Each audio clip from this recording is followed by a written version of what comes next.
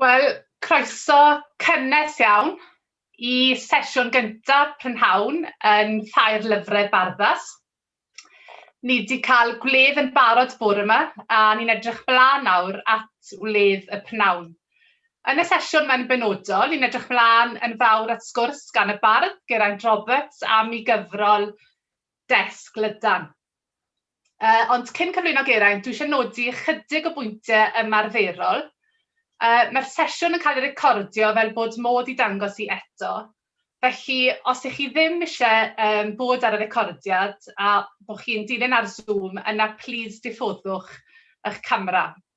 Ni'n gofyn yn garedig i chi ddiffodd eich meicroffon hefyd drwy gydol y sesiwn.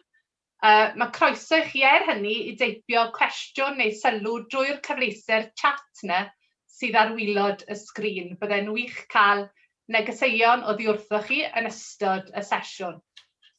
Gai, ar ran pwyllgor Barddas, rhoi croeso mawr i siop y cwtch Pontyberem i'r sesiwn yma. Gallwch chi sgwrsio gyda nhw drwy'r cyfleuster chat yna.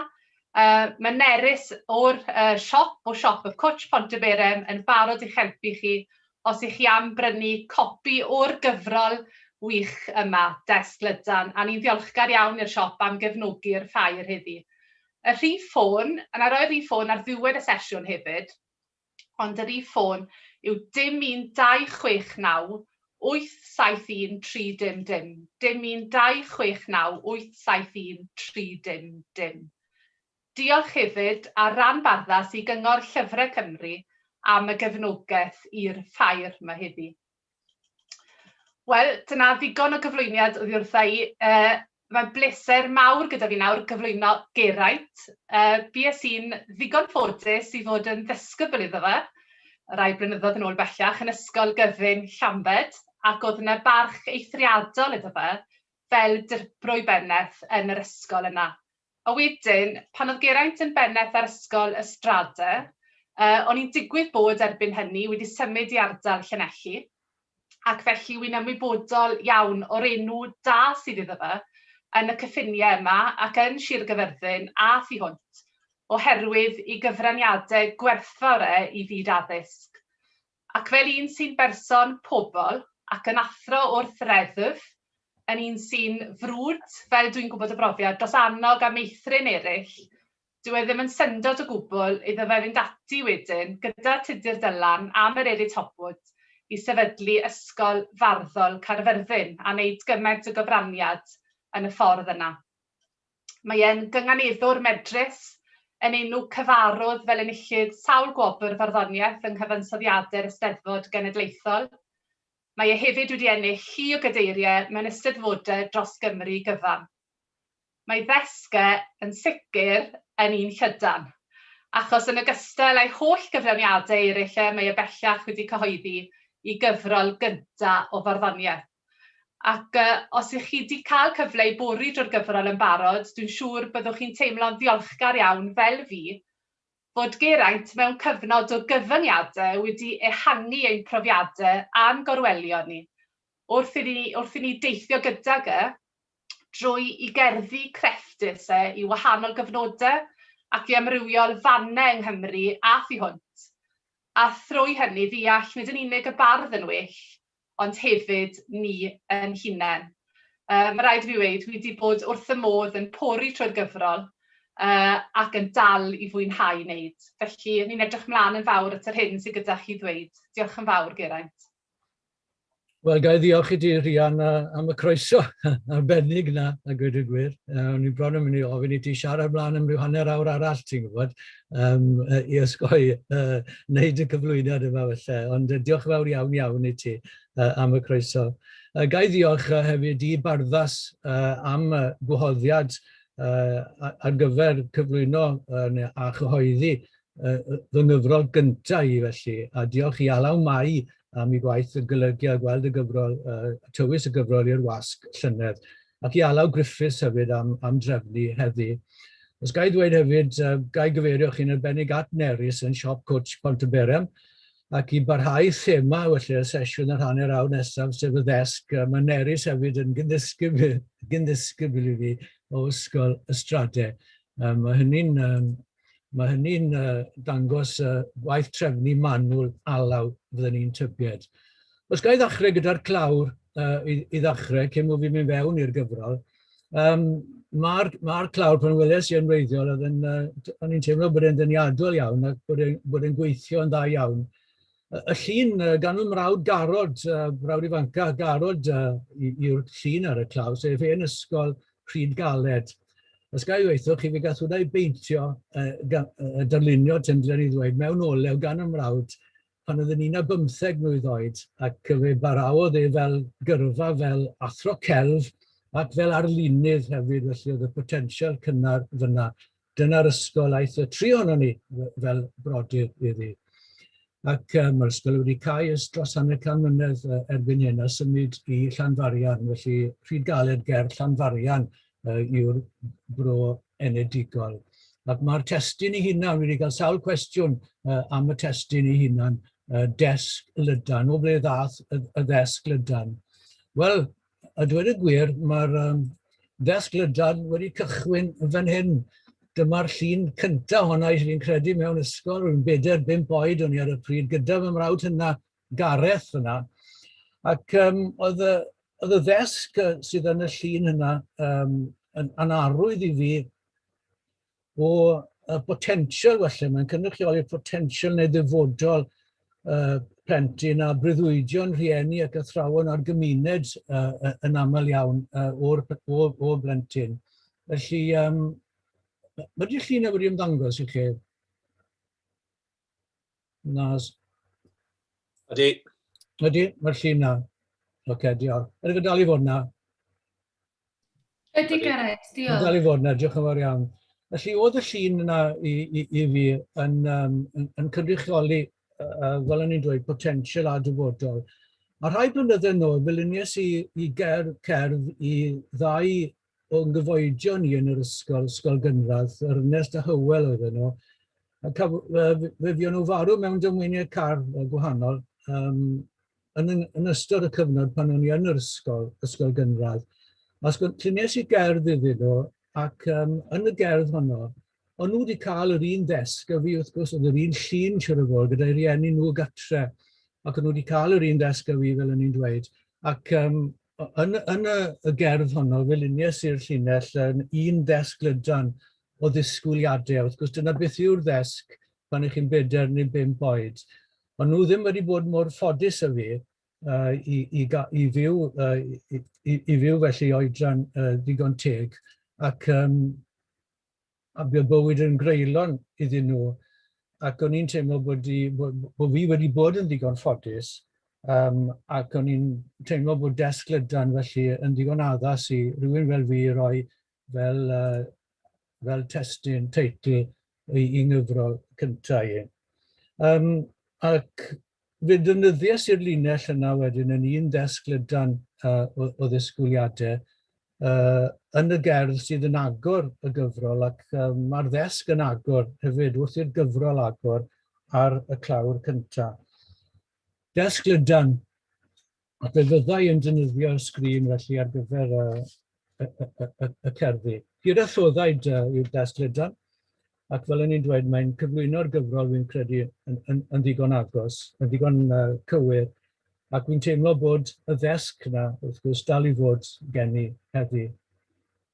Mae chlawr ar agor, a dawr tymhorau, o fedi I fedi trwy'r hen grafiadau.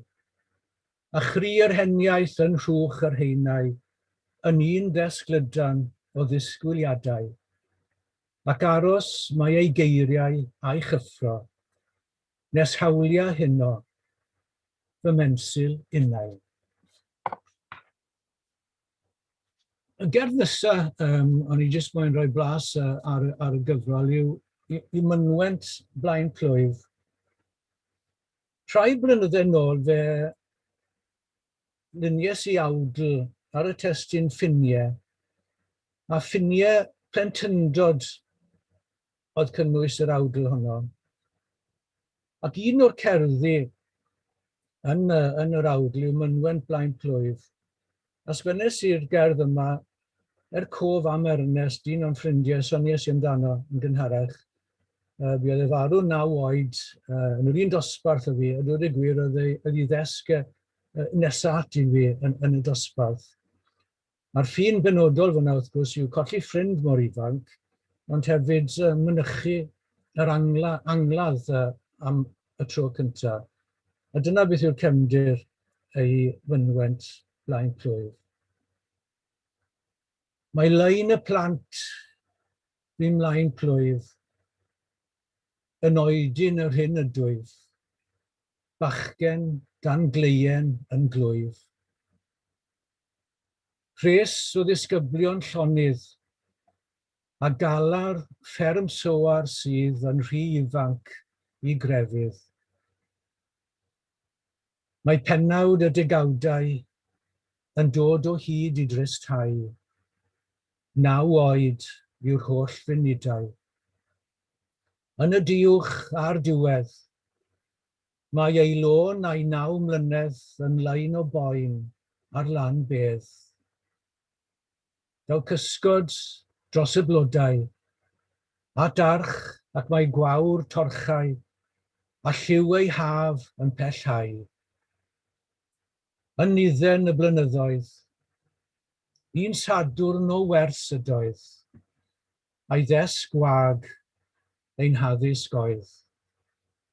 Eilwaith a fwr cornelyn, fwr fynwent a bedd plentyn, a fi yn hen o'r fan hyn. Just cloi y cerddi cyntaf yma, cyn bod fi'n dangos clip fideo i chi. Ac jyst i gwrthgyferbynnu chydig bach gyda'r cyfnod plentyndod. Os oes yna batrwm o gwbl yn y gyfrol o ran cerddi, wy'n credu bod fi'n dechrau yn weddol agos i'n froenedigol. Ac yna wy'n teithio i wahanol rannau o Gymru ac wi hefyd yn, mae gen i gerddi am wahanol wledydd a llefydd yn y byd. Ynghyd â nifer o ddigwyddiadau hefyd. Felly aros gyda mlentyndod jyst am y gerdd nesaf yma. Cywydd byr yw tir nanog ac atgofion plentyndod fel sy'n gan nifer ohono ni siŵr o fod am y cyfnod chi'n cofio'r hafen trwy'r amser pan oedd chi'n iau. Tir nanog. A fy nôl fy hun o hyd, i'r afonig a'r funud, i'r heilwen drwy'r canghennau, a gwen oes dyrnaid o gnau. Gwelaf rhwng y ddwy geilan, damau iau ar gerrig man, a brodyr o baradwys ar y rhyd a'i byd ar bwys. Ei hafau sy'n byllau bach, a'i hencil yn ifancach. Ynof mae'r crwt yn cronni, a dŵr nant fy sadwr ni. Yn ei seibiant o'n ngerddi i am funud, yn beth bynnag, ond gewn ni lais rhywun arall nesaf. Dydw i heb gynnal lansiad o'r gyfrol eto, felly wi dal i aros am y cyfle gai i lansio'r gyfrol yn gyhoeddus felly, ynddo fe. Sa'n siŵr beth fyddai galw ddi erbyn hynny, ynddo fe, fi siŵr dad comisiynu byddai siŵr o fod yn wneud erbyn gai'r cyfle i wneud hynny. O fi'n gobeithio gai cyfle yn gyhoeddus i gynnal lansiad ac i ddathlu'r gyfrol yn wyth ffrindiau maes o law pan fydd amgylchiadau yn caniatáu. Ond fe bues i ddigon ffodus i gael lansiad rhithio nôl yn yr haf ac yn ystod yr lansiad rhithiol hwnnw, mae ar YouTube, mae'n debyg, o dan desg lydan. A ges i gyfle i gael cwmni Dylan, tydi'r Dylan, yn Eirin Caradog, Morerid Hopwood a Karen Owen. A dyma clip o 8 munud o'r sgwrsio fi oedd gyda nhw. Yn enwedig am yr englynion ac hefyd am un o'r cywyddau. Os nad yw'r sain yn ddigon uchel gyda chi wrth erbyn y clip fideo, felly bydd rhaid chi ddasu'ch sain chi. Ond dyma hi beth bynnag. Wel, fel mae pawb ohonoch chi yn gallu gweld, mae yna nifer ohono ni wedi dod at ein gilydd. Mae Mererydd Hopwood, Karen Owen, ond yn gyntaf dwi'n mynd i ofyn i Aneirin Caradog. Mae Aneirin Caradog yn aelod gwerthfawr o bwysig o Ysgol Farddol Caerfyrddin. A beth sydd wedi mynd yn y ffansi di, Aneirin, yn y gyfrol? O tu hwnt i'r gerdd anhygoel o wych mawl i Aneirin Caradog, gan Geraint Roberts. Mae nifer o'r englynion wedi taro sawl tant. Mae yna swmp o englynion crefftus. A fi dewis rhyw 45 jyst i arddangos dawn Geraint. Achos fel cyngenedwr, mae fe yn grefftwr fel sa'r cod sy'n gallu cael yr dovetail join yn berffeth ag ddesgus. Mae'r englyn cyntaf falle beth yw bardd yn rhagamadrodd bach da felly. Un a wel y manylydd, un am weld yn y mynd i derfyn, un ydyw'n aros wedyn nes ei weld a'i lais ei hyd. A wedyn wedi bod yr englyn nesaf sydd wedi engweithio hoelen a ddws cegin Tynti yn enghraifft o'r hyn sy'n cael ei drafod yn yr englyn cyntaf beth yw bardd. Mae Geraint yn gweld pethau mawr yn y manion falle. Hoelen. Roi ei byd a'i ddefodau, i oedd arni a'i diwrnod dangotiau, ei chwiban can ar ddws cae a bachyn hongian beichiau. Ac i ni gyd ar ryw fath o brofiad o aelodau'r teulu, mae da ni dolc ar lechen enw'r tŷ ym Mhontypridd, lle nath y pan TV ddim facso ar enw'r tŷ, ond ni wedi cadw'r tolc rhagsiedig achos bod e'n atgof annwyl ohono fe. Wedyn mae'r englyn cyfrinau'r berthnasol o ran oes data a diogelu data i mynd y fe.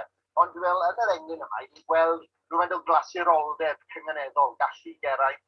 I ni'n mynd nôl i'r gwersi gyda Alan Llwyd, gafodd e yn Llandarog, cyn yr Ysgol Farddol, ac wrth gwrs mae Alan Llwyd falle yn dod ar ddylanwad glasuroldeb o bobl fel William Sheen. Felly, ni'n gweld William Sheen yn yr englyn yma dwi'n gwybod. Cyfrinau. Rwy dieithryn bob munud ar enw'n gyfrinach fy bywyd. Gair a rhydd yw gŵr, gair a rhydd yw gŵr. Mae'r unoliaeth hyfryd yna yn yr englyn, mae'n crwn iawn. Ond na, peidiwch chi a meddwl mai dim ond cynganeddwr clasurol dwys yw Geraint, achos mae dy fe lygad craff at ysgamder hefyd. Mae fe'n hoff o golf, a mae hwnna'n cael i adlewyrchu yn un o'r englynion, beth argraff golfiwr. Ond i bwysleisio i reidiau fe yng Ngheredigion, i ddewis darllen y nesaf sydd beth argraff cybydd. Achos fi gofyn nid yn cyhyddo Geraint o fod yn gybydd chwaith, ond dyma'r englyn. Ymunodd y gymuned eleni fel un yn ei phobeth, a'i gario nôl ei dred i ddiwla heb ei waleg. A wedyn i gloi, jyst i ddangos gymaint o fardd yw wedi. Fi sôn am y crefftwr, yr bardd sy'n gweld ysgamder, y manylion bach mawr hynny hefyd. Ond hefyd, fel dylweddwr, nid dim ond cyngeneddwr, mae'n hawdd cyngenedu mewn gwirionedd. Y jobyn anodd yw wneud sens o'r gynghanedd, ydw e, a barddoni. A mae'r englyn yma ysgubor i fudiad y ffermwrifen gyda'r gar neu'n rhaid i ysgubor. Drwy et hon daw cnyder tir, mae ei wal yn dal maith y gweindir, stor i waddol y doldir, a phosib dros iaith y sir. Diolch yn fawr Aneirin. Wyt ti wedi cael dy gyffelybu i William Sheen o'r blaen, Geraint? Wel, falle, bydd yn bwysig iawn yn draddodiad i fy amrwg, felly mae un lle arall dy fi nawr.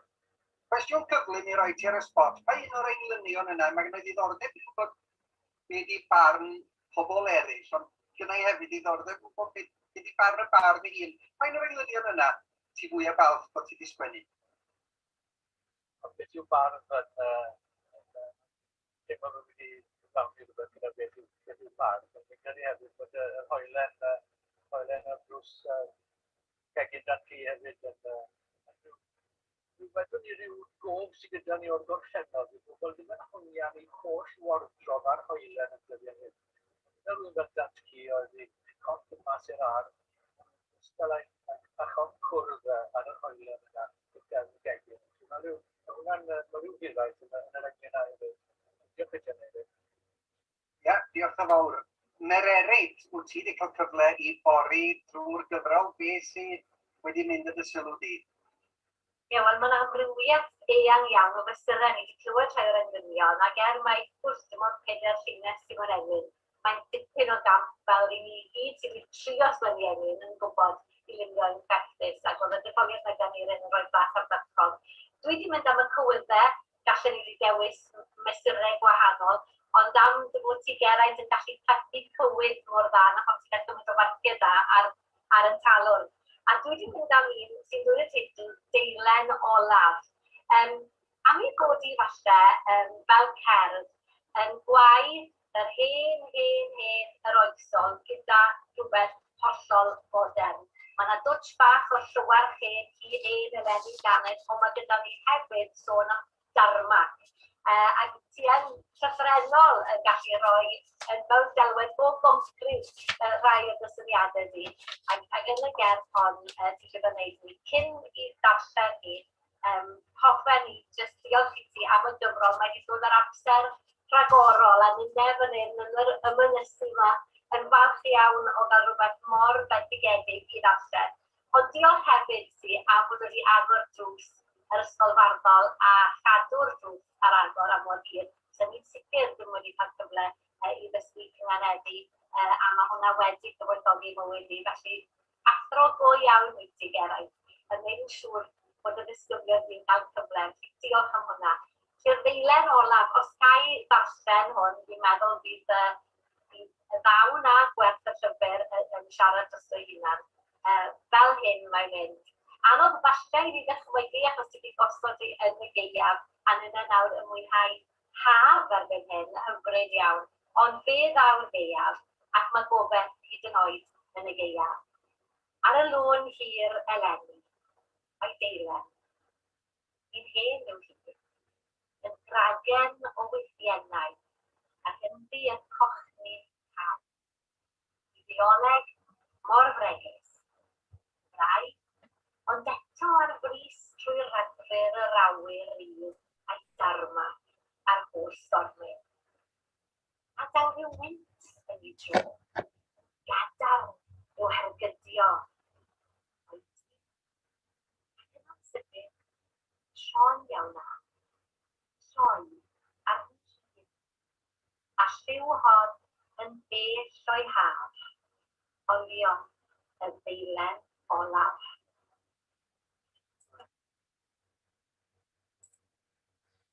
Wel, gai diolch yn ffrindiau da i felly am yr hwyl gawson ni yn y lansiad rhithiol hwnna.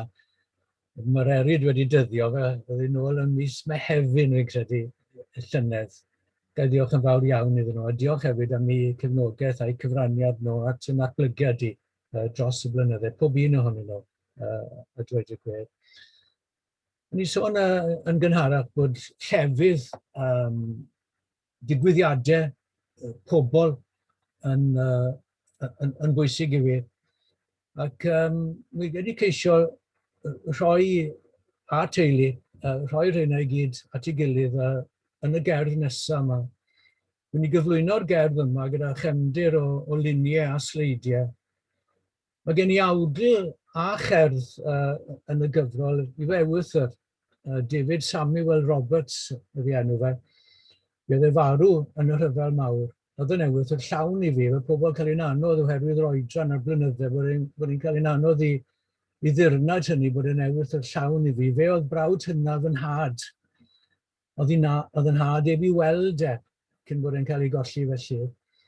Ac ar y ffurflen yn listo David Samuel yn y Tumble, yn erbyn i frodyr felly, nhw wedi yn had yr un ifanca, oedd not known arno fe, hynny yw, ddim wedi weld felly dyna mor y gwahaniaeth felly yn y blynydde fyny. Ac sgwennes i'r gerdd yma wrth ymweld gyda'r fynwent yn Ffrainc ar Fedi'r Pedwerydd 2018, union gan lwyddiant felly ers i golli fe yn y rhyfel mawr. Ac mae neges i gen yn y cywydd yma. Bod yna 9,000 o feddau yna, 9,000 o fywydau ifanc wedi colli, chi dal i deimlo presenoldeb militariaeth cyfoes mewn llefydd fel yna, chi'n gwybod. I chi methu osgoi fe mewn gwirionedd. A dyma beth sy'n gen i yn y gerdd yma, os gallai cael y sleidiau yma i weithio yr un pryd.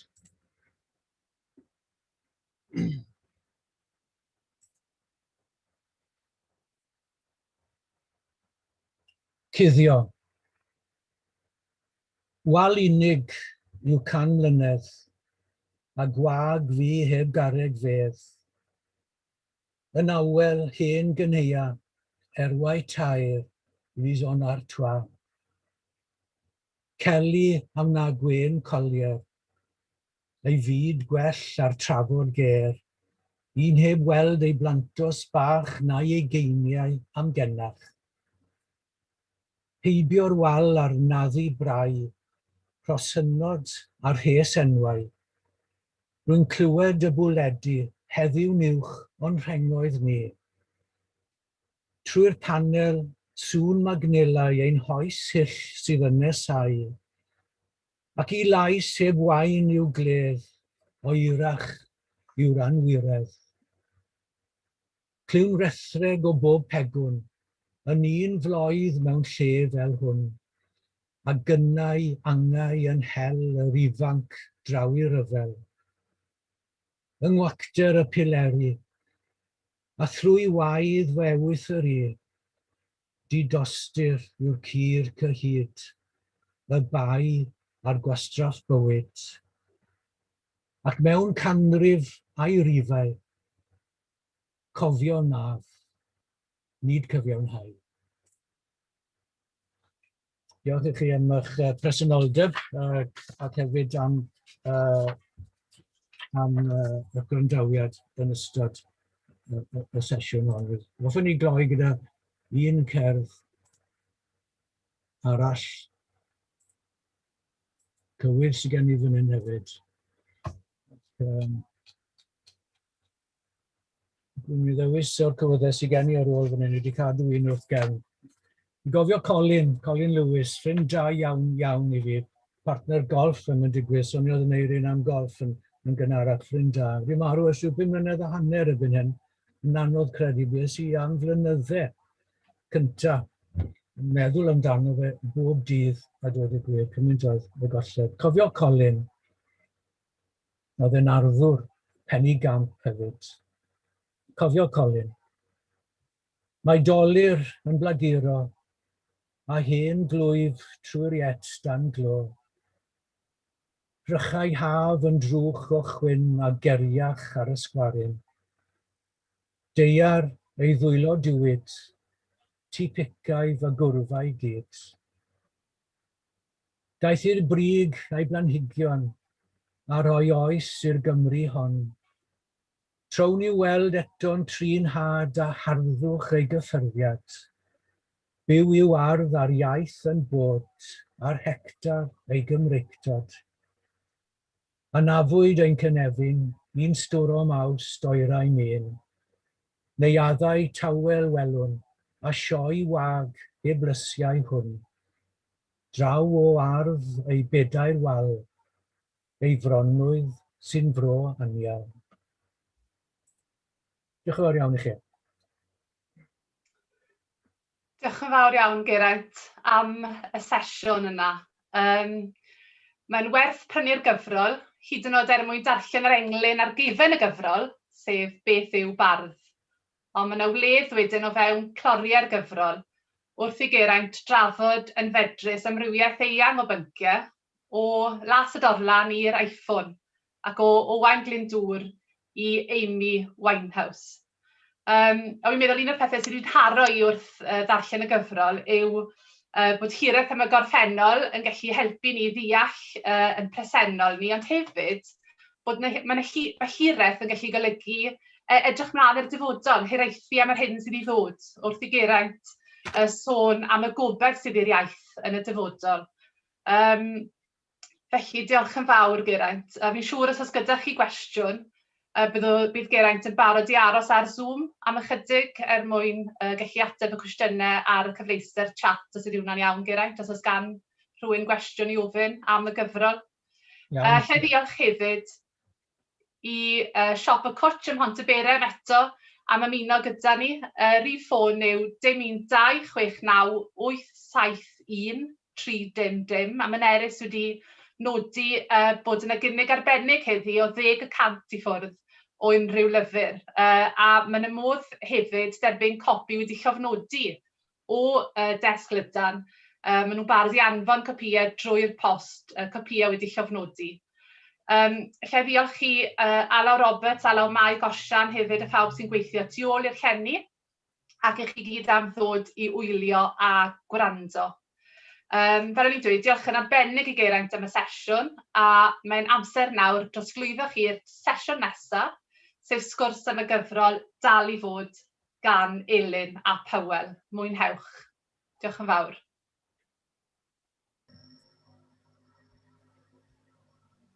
Diolch yn fawr Rhian a Geraint am y sesiwn wych yna. Wel, croeso chi felly i'r 6ed sesiwn yn Ffair Lyfrau Barddas heddiw, a'r gyfrol, fel y dweud yma, sydd dan sylw pnawn yma yn y sesiwn hon, ydy Dal i Fod gan Elin ap Powell. Ond y gyntaf, mae'n bosib o'r rhai newydd yn ymuno ni, a drwy chydig o'r pwyntiau i'ch helpu chi gael y profiad gorau posib yn ystod y sesiwn yma. Mae'r sesiwn yn cael ei recordio, fel bod modd gwylio nôl. Felly, os nad ydych chi am fod ar y recordiad, yna diffoddwch eich camera os gwelwch yn dda. Fel arall, mae croeso chi adael eich fideo ymlaen fel mynwch chi. Gofynwn garedig i chi gadw eich hun ar mute hefyd drwy gydol y sesiwn.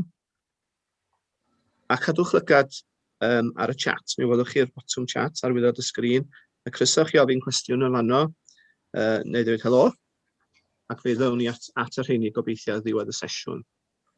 Byddai'n braf iawn cael neges gyda chi. Mi fydd y merched yn rhannu'r sgrin i ddangos cyflwyniad, felly yr un ydy'r cyngor bydd angen i chi ddod o hyd i'r botwm view sydd fel arfer y top dde sgrin, a dewis yr opsiwn side by side speaker. Diolch yn poeni os ydych chi'n cael unrhyw fath o drafferthion, mae Alaw Griffiths Cyd-Lynydd Barddas yma i'ch helpu chi a fe allwch chi anfon neges ati hi ar chat os ydych chi am gael cymorth.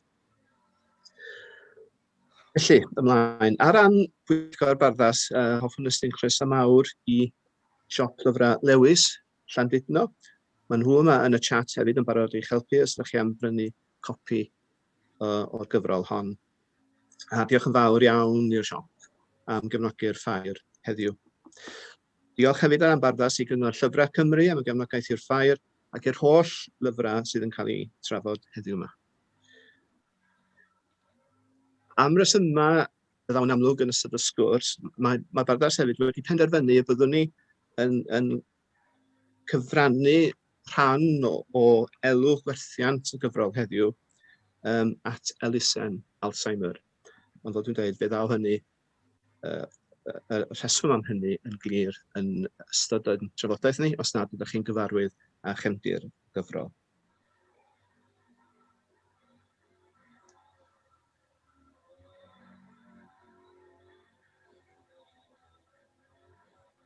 Felly dyna ni. Yn gyflym iawn, achos dwi ddim eisiau gosaffu dim amser bryn sydd gyda ni. Y ddwy sydd yn gyfrifol am y sesiwn yma pnawn yma ydy Mena Elfyn, golygydd y gyfrol, ac wrth gwrs Mena un o'n beirdd amlycaf ni fel cenedl, a Beth Thomas, rhywun arroddodd oes o wasanaeth yn amgueddfa San Ffagan. Ond y ddwy yn ffrindiau agos iawn at Elin, a hynny'n esbonio yn lle cyntaf eu cysylltiad nhw ar gyfrol. Felly, gyda hynna o eiriau, dwi am drosglwyddo y cyfarfod i'ch dwylo chi, Mena a Beth. Diolch yn fawr, Dafydd. Croeso i ddarlleniad byr o gerddi Elin a Powell, Dal i Fod. Mae'n gyfrol hardd ac yn cynnwys cerddi sydd yn cwmpasu 20 mlynedd o gyfansoddi. O'r cyfnod pan gychwynnodd i gyrfa'n 19 oed, gyda un o gyfrolau answyddogol y Lolfa, Pethau Brau. Ac mae cyfaill arall iddi Beth Thomas yn ymuno â mi ddarllen rhai o'i cherddi a geif Beth egluron llawnach efallai pam i ni yma heddi'n darllen ar ei rhan hi. Beth. Mae Elin wedi ymddiried yn y ddwy ohono ni fel hen ffrindiau, achos bod hi'n dioddef bellach o Alzheimer's i hunan, a mae'r math un o ddigwyddiad yn ormod o straen iddi. A'r Alzheimer's sy'n mewn gwirionedd tu ôl i deitl y llyfr yma, o'n i'n trafod gyda Elin beth allan ni roi yn deitl. A dyma sgwrs yn troi at y profiad mae'n gael yn aml o gwrdd â phobl nabod nhw, ond eto i gyd ddim yn cofio pwy un nhw. A dyma Elin yn gweud, wel, o leia wy'n gwybod bod nhw'n dal i fod a mod uniau'n dal i fod. A na chi, dyna deitl y llyfr. Dwi wedi nabod Elin ddaru ddi ddod i weithio i'r amgueddfa fel cyfieithydd dros 20 mlynedd nôl nawr. A cerdd o'r cyfnod na pan ddethon ni nabod yn gilydd gynta yw'r gerdd gynta wy'n mynd i ddarllen ar ei rhan ni. Un oedd Elin ei hunan wedi awgrymu dylen i ddarllen. A mae'n gerdd sy'n dangos y llunin ffeminyddol gryf na sy'n rhan mor nodweddiadol o waith Elin a'i phwysigrwydd i fel bardd a'i diddordeb mewn chwedloniaeth hefyd. A dyma hi, sef Diwiesau. Diwiesau Cymru. Diwiesau'r banadl, y deri, blodau'r erwain, yr esgyrn sychion, llynedd yn y blew. Nid ych chi oedd yn camu trwy'n breuddwydion flynyddoedd yn ôl yn fy ngwely hogan ysgol, ond ma'n ddiwiesau llyweth yn mynd ar dod a gwafrau'n anwadal drwy chwedlau rifen a groeg.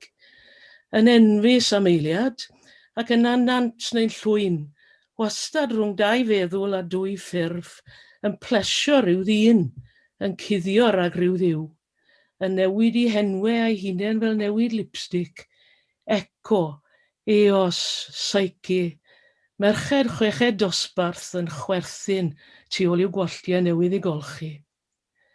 Dod i ddeall eich ffyrdd chi wnes i yn araf anfodlon, yn gyndyn fel boddi cathod, gyda phob clais a welais, pob cusan wag, pob modrwy yng nghledd llaw, dod i ddeall dicter, sawri'r gwaed ar y dwylo a gwres y tŷ haearn, clywed penglogau plant yn glonc yn y gwynt.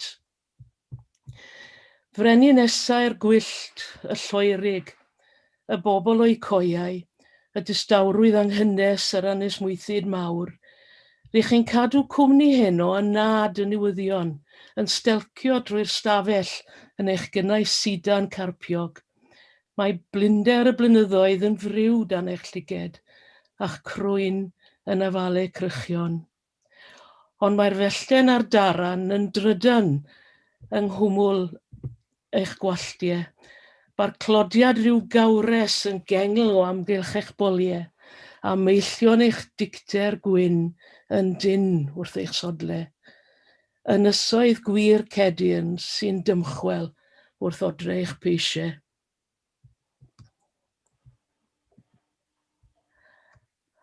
Mae'r ail gerdd ma wy'n mynd i ddarllen yn dod o gyfrol gynta oll Elin Pethau Brau. A mae'n anodd credu fi taw croten 20 oed sydd wedi sgrennu rai o'r cerddi yma, gyda bod nhw mor eiddfed i syniadaeth a gyda threigl amser hefyd. Mae'n rhyfedd fel mae geiriau sgrenwyd degawdau nôl yn magu ystyr newydd. Un am bortread olaf Van Gogh. Darlun. Croesau rogolir yn gynghanedd ar gynfas y gorffennol, yn ddrych i'r dyfodol i gofio hanfod yr hyn oeddwn ni. O do mi gefais ddyddiau fy ngwylltineb, dyddiau hael crasboeth Provence yn dan ar fy nghroen, boreau'r gwlith yn ddagre ar foch y goeden geirios a mestynau gyrddyrnau bregus tu ar asir. Hwyr yr haul yn machlud fel malwoden dros y caeau gwenith, a'r nosau o indigo a drygionir ddinas yn sibrwd o bob stryd. Bîm wyddon wynebau, bîm ddewin delweddau, bîm artist. Ac mae'r cyfan yn dychwelyd at hyn, yr hyd a serenau o'r awyr ar noson o Awst, yn bŵl ymhyllau'r llyged. Enfus y ddynoliaeth a wylies i ynghlô ynghyst y benglog, a'r grym eiraidd a lewyrchau oddi ar gemfor o yd melin, mor wan a'r lloffion o farf cringwch sy'n glynu wrth fy nghen. Rwy'n ddof.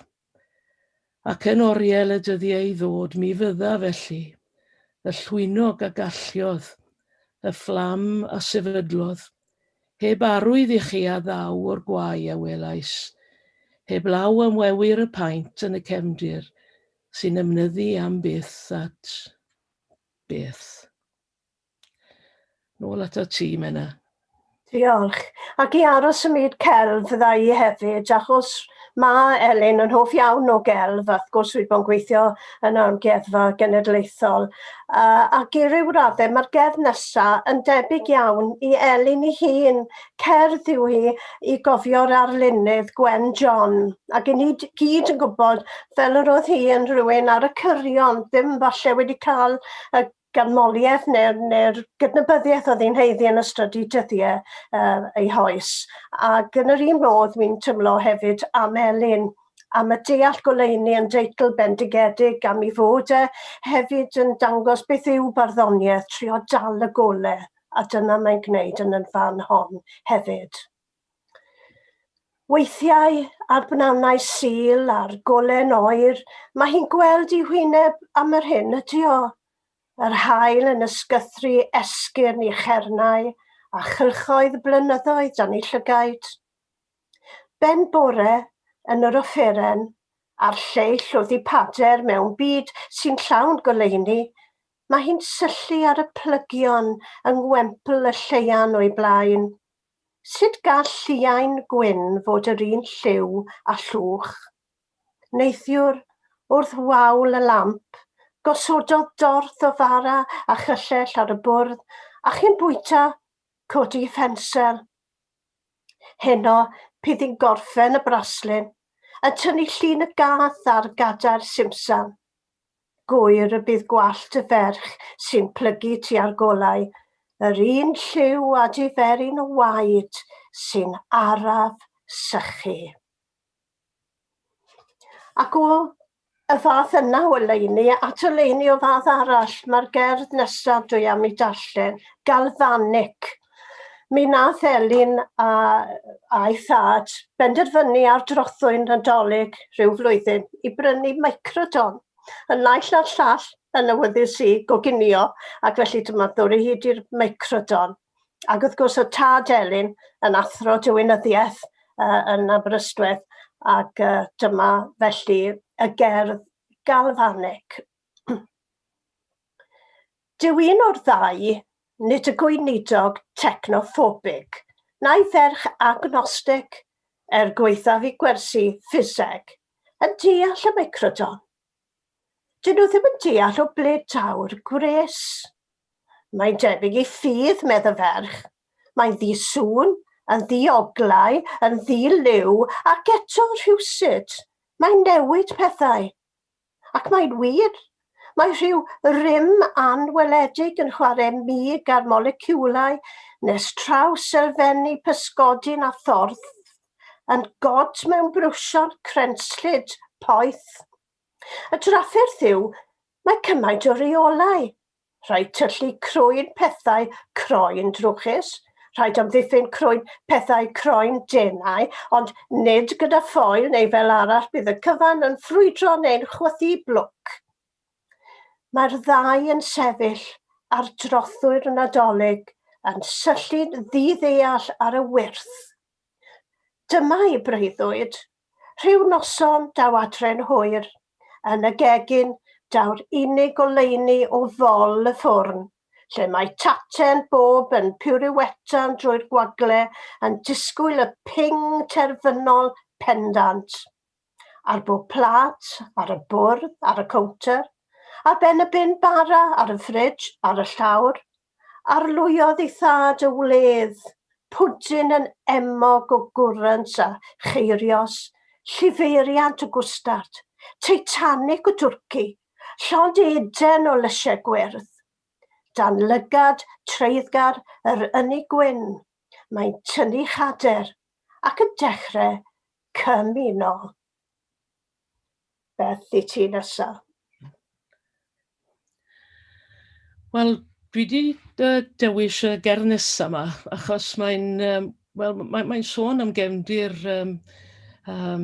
Elin fel merch y mans, a hefyd mae'n sôn am mam Beca Powell, ac o'n i'n nabod Beca cyn I fi ddod I nabod Elin ei hunan, a dwi'n meddwl bod y tensiwn na yn y gerdd rhwng awydd Elin I gico'n erbyn y tresu tra ar yr un pryd yn dangos y parch a'r cariad dwys iawn o dau ati rhieni a'i chefndir.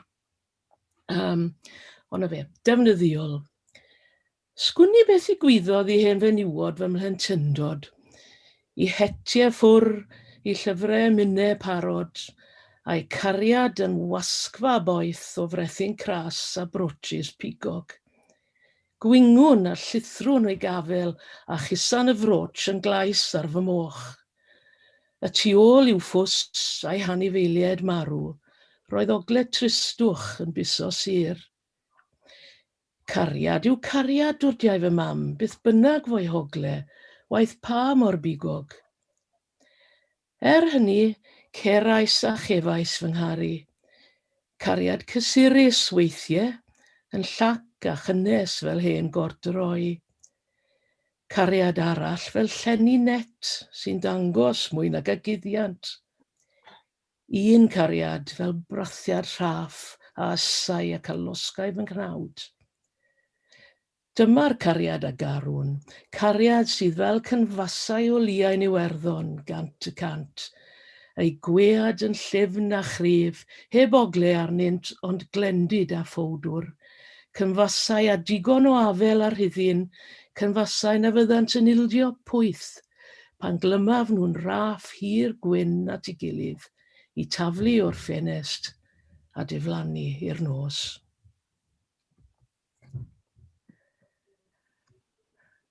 A cerdd am negesydd serch nawr sy'n dangos hiwmor Elin dwi'n meddwl, a hefyd yn dangos sut mae'n gallu cymryd traddodiadau droiau ar ei ben tra'n dal I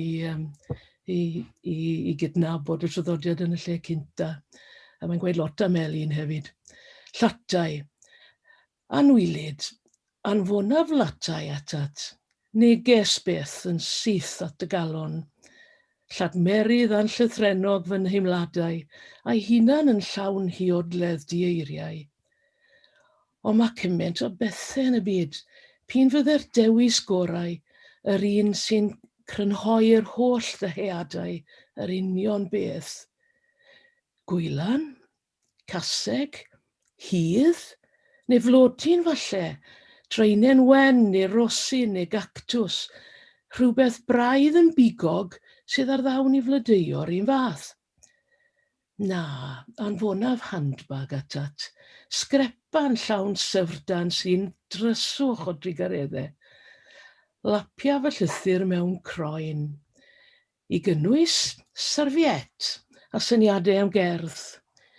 Mintysyn boeth iawn rhag ofn y daw cusan. Plaster rhag ofn y daw codwm. Rhifau ffôn pobl anhysbys, hosan a'i chaddig sidanaidd yn grif a llithrig rhwng y bysedd. Cyllell ac yn ddiarf at bob peth ond yr allwedd sy'n agor dirgelion. Yn y boced, pimpint a pesetas o Sbaen. Yn y boced a sip, pwy a wyr.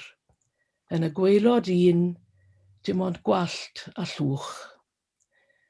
Anwylid anfonaf hon atat, Sach sy'n llawn fflwcs anghymarus, bydd yn llafar i sôn amdanaf. Byrdwn i cleber fydd, gwna fenyw o'r pethau hyn.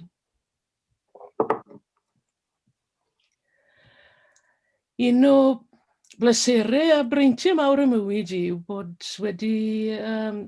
yw bod yn bopa i Efan, mab Elin a Hywel, sy'n 19 oed nawr. Fe aned Efan pan oedd Elin wedi pasio i 20 oed, a wy'n cofio un glir yn gweud wrtha i ar y pryd, wel, ti'n gwybod fel wy gyda deadlines. Mae'r gerdd fach fyr yma yn siarad lot â fi, beth. Mae'n atgoffa fi o gerdded ar y prom yn Aberystwyth ym mob tywydd gyda Elin a Efan yn y bygu, a hefyd yn sôn am gariad mam, cariad sy'n drech nag unrhyw beth. Llen. Ar glaw yn pigo bwrw ar y traeth, mae'r fam yn gosod y lawlen, yn rholio'r plygion o blastig clir dros gofl y bygu, ac wrth iddi sythu, mae'n chwarae gêm ar mab bach. I llaw yn cyffwrdd a'i anadl ar y llen, i law yn seren fôr sy'n ateb nôl. Y glaw yn cipio i gwynt a slefren o'i thlymu'n i chariad bron a'i mygu. Y teimlad tryloiw hwn sy'n mynnu golchi yma thraw ar drai heb angor na glanfa. Diolch Beth. Dwi'n mynd orffen drwy ddarllen dwy gerdd. Cyn hynny, licen unau ddweud, o'n i'n nabod mam a tad Elin, cyn bod fi'n nabod Elin ac yn gwybod am Rebecca fel bardd hefyd, ac o'n i fel criw Cymdeithas yr Iaith yn cael cysgu ar lawr i tŷ nhw'n Harrow. Oedd Elin yn rhy fach, oedd hi yn y gwely erbyn hynny. Ac fel mae'n digwydd o'na, gymydog yn dweud wrth Eifion i ffad, fi'n siŵr bod yna rhyw ladron yn mynd mewn i'ch tŷ chi bob hyn a hyn, ac os criw ohono ni oedd e. Ac felly mae roi dod i nabod Elin wedyn yn fath bleser. 20 mlynedd yn ôl, ni wedi teithio o Amsterdam bron i Rwmania gyda'n gilydd, a mae hi wedi cyfieithu'n waith i, ond mae hi hefyd wedi cael ei chyfieithu i nifer fawr o ieithoedd eraill i hunan, ieithoedd Ewropeaidd. Wedi dewis caneuon heb eiriau, achos dwi'n cweit yn siŵr mod i'n deall popeth, a dyna beth sy'n wych am y gerdd. Mae rhyw fath o beth siwreal, caneuon heb eiriau. Rwy'n aby bachgen sy'n gwrando ar ganeuon heb eiriau bob noswaith yn ei stafell las. Mae'n clywed cestyll yn dymchwel a dinasoedd yn boddi rhwng y piano a'r gitar fas. Rwy'n abod merch sy'n gwylio hen ffilmiau, yn cau y llenni ac yn diffodd y llun. Mae hi eisiau rhoi ei hun yn lle Betty Davies a Lauren Bacall ac yn lle y du ar gwyn gweld y sgrin yn gusanau i gyd. Rwy'n abod bachgen sy'n byw ar y lleiad. Mae'n hedfan drwy y gofod bob nos a llwch yr ardd fawr yn arian byw yn ei wallt pan ddaw e o'i grwydro nôl. Mae'n meddwl i fod e'n gawr, yn arwr ddaeth i achub y byd. Rwy'n abod dyn sydd yn dringo'r grisiau, wedi ddiffodd y nwy, sy'n gwrando ar y radio gwasanaeth y byd, yn clywed hanes i fam a'i dad rhwng y bwletin newyddion a'r canu gwlad. Dyn sy'n gwybod bod hiraeth fel yr eira yn gynnes ac oer, yn gariad i gyd. Dyn sy'n codi fore trannoedd ac yn agor y llenni, ac yn gweld fod na rew ar y stryd. A na i gloi y sesiwn gyda cherdd sy'n ymddangos yn hynod o syml ar y wyneb, ond mae yna ddyfnder. Mae yna neges arall yma ar wahân i'r gerdd sy'n swnio'n ffwrdd â hi, ond dyw hi ddim. Rhwng dau olau. Tydam dro i'r parlwr tywyll, roedd wedi hwylio'r bwrdd at de. Mae'r aeron coch a'r llestri treina'n barod, yn ei lle. Cawn wledd o fara gwyn a menyn cartref, jam, eirin dion bach mewn disgl ddain, ac yn ystafell fwll lle mae ein bwrdd ni, mae'r cloc yn cerdded mlaen. Mae'r trigoreddau ar y sirff ben tân yn disgwyl y dydd yn araf ddirwyn hyd y glyn, a'r haul yn bwrw cysgod y cwpanau dros y lliain gwyn. Dere at y bwrdd fy machgen glani. Mae llond y lle o gaws a theisen gri. A welyd i'r ddau dderyn bach sy'n esgyn, uwch bennau brwsion ni. Diolch yn fawr i chi am wrando. Wel, diolch o galon i chi'ch dwy am y cyflwyniad yna. Mae'r hanner awr dwytha wedi diflannu yn gyflym iawn fel o'n i'n disgwyl y bydda fo. Ddylwn i ddweud, mae'n hyfryd gwybod fod Elin hefo ni wedi ymuno ni ar gyfer y sesiwn yma hefyd. Felly croeso ti Elin, a diolch o galon i ti am y gyfrol arbennig hon. Mae hi yn gyfrol hardd iawn.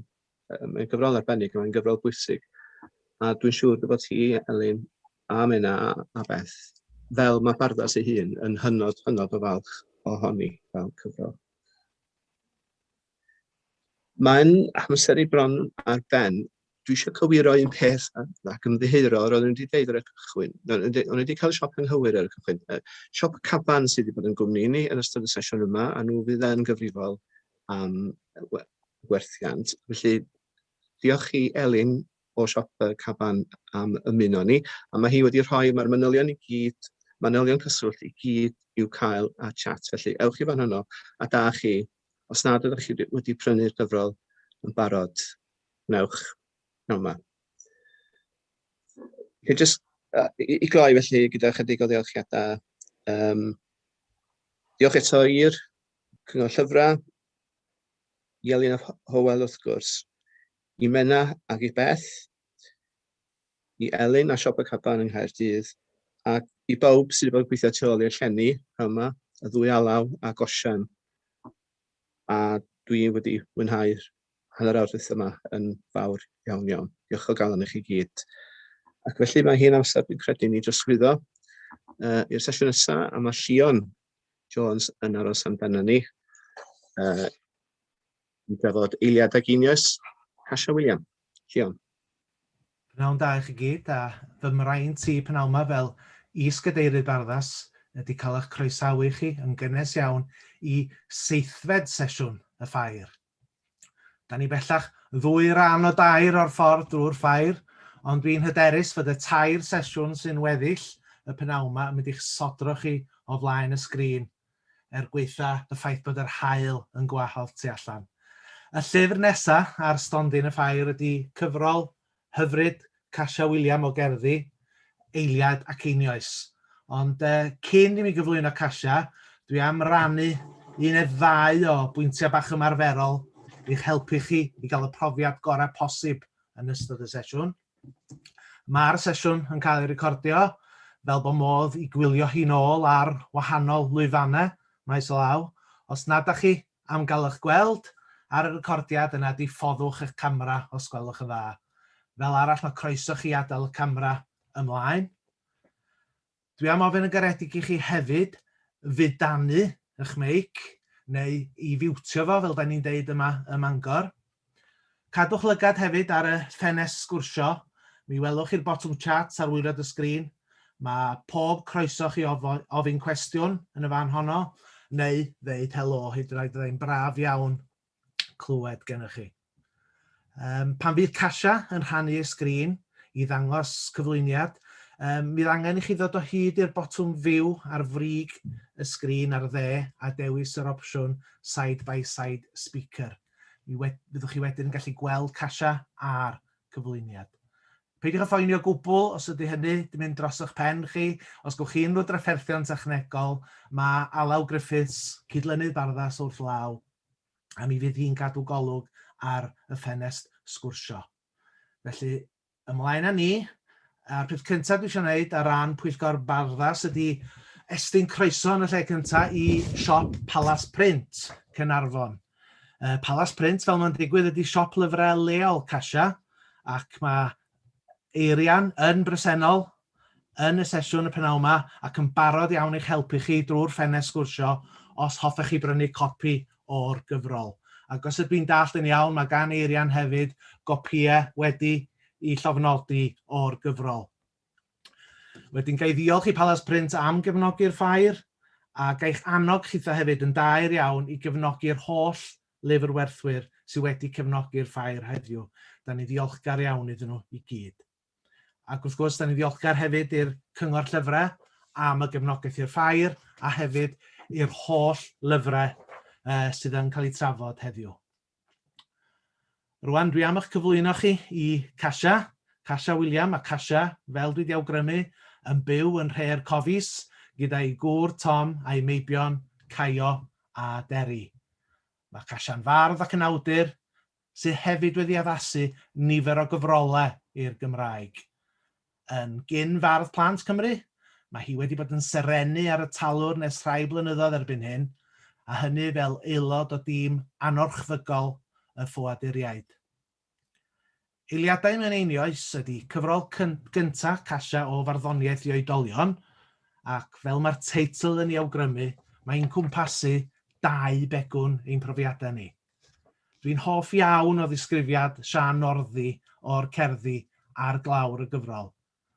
Cerddi bach am bethau mawr, a cherddi mawr am bethau bach.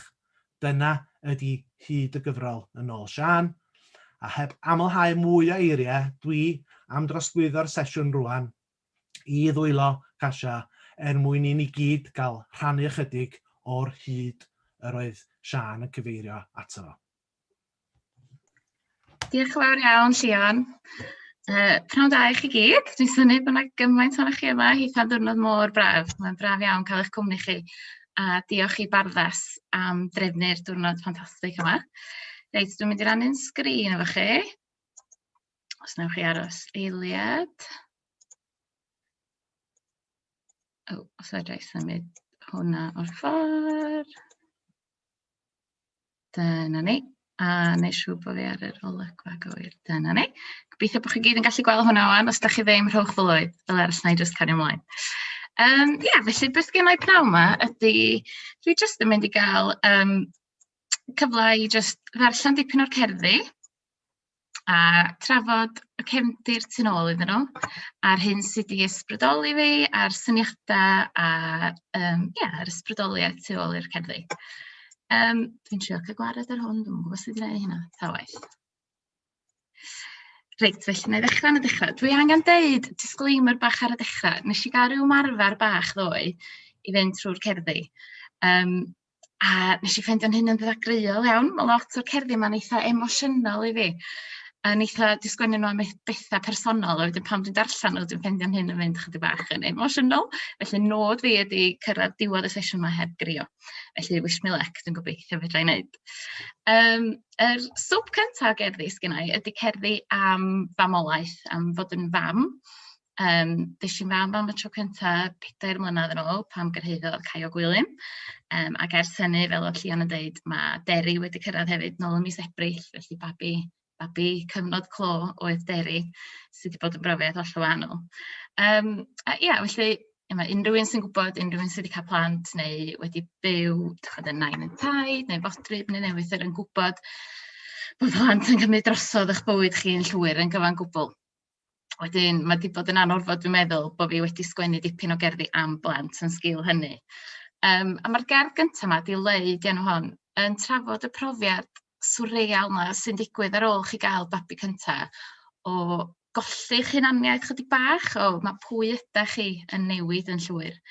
Mae pwy ydych chi, hyd yn oed eich enw chi yn lle Casia mwy sydyn o'n i'n mam.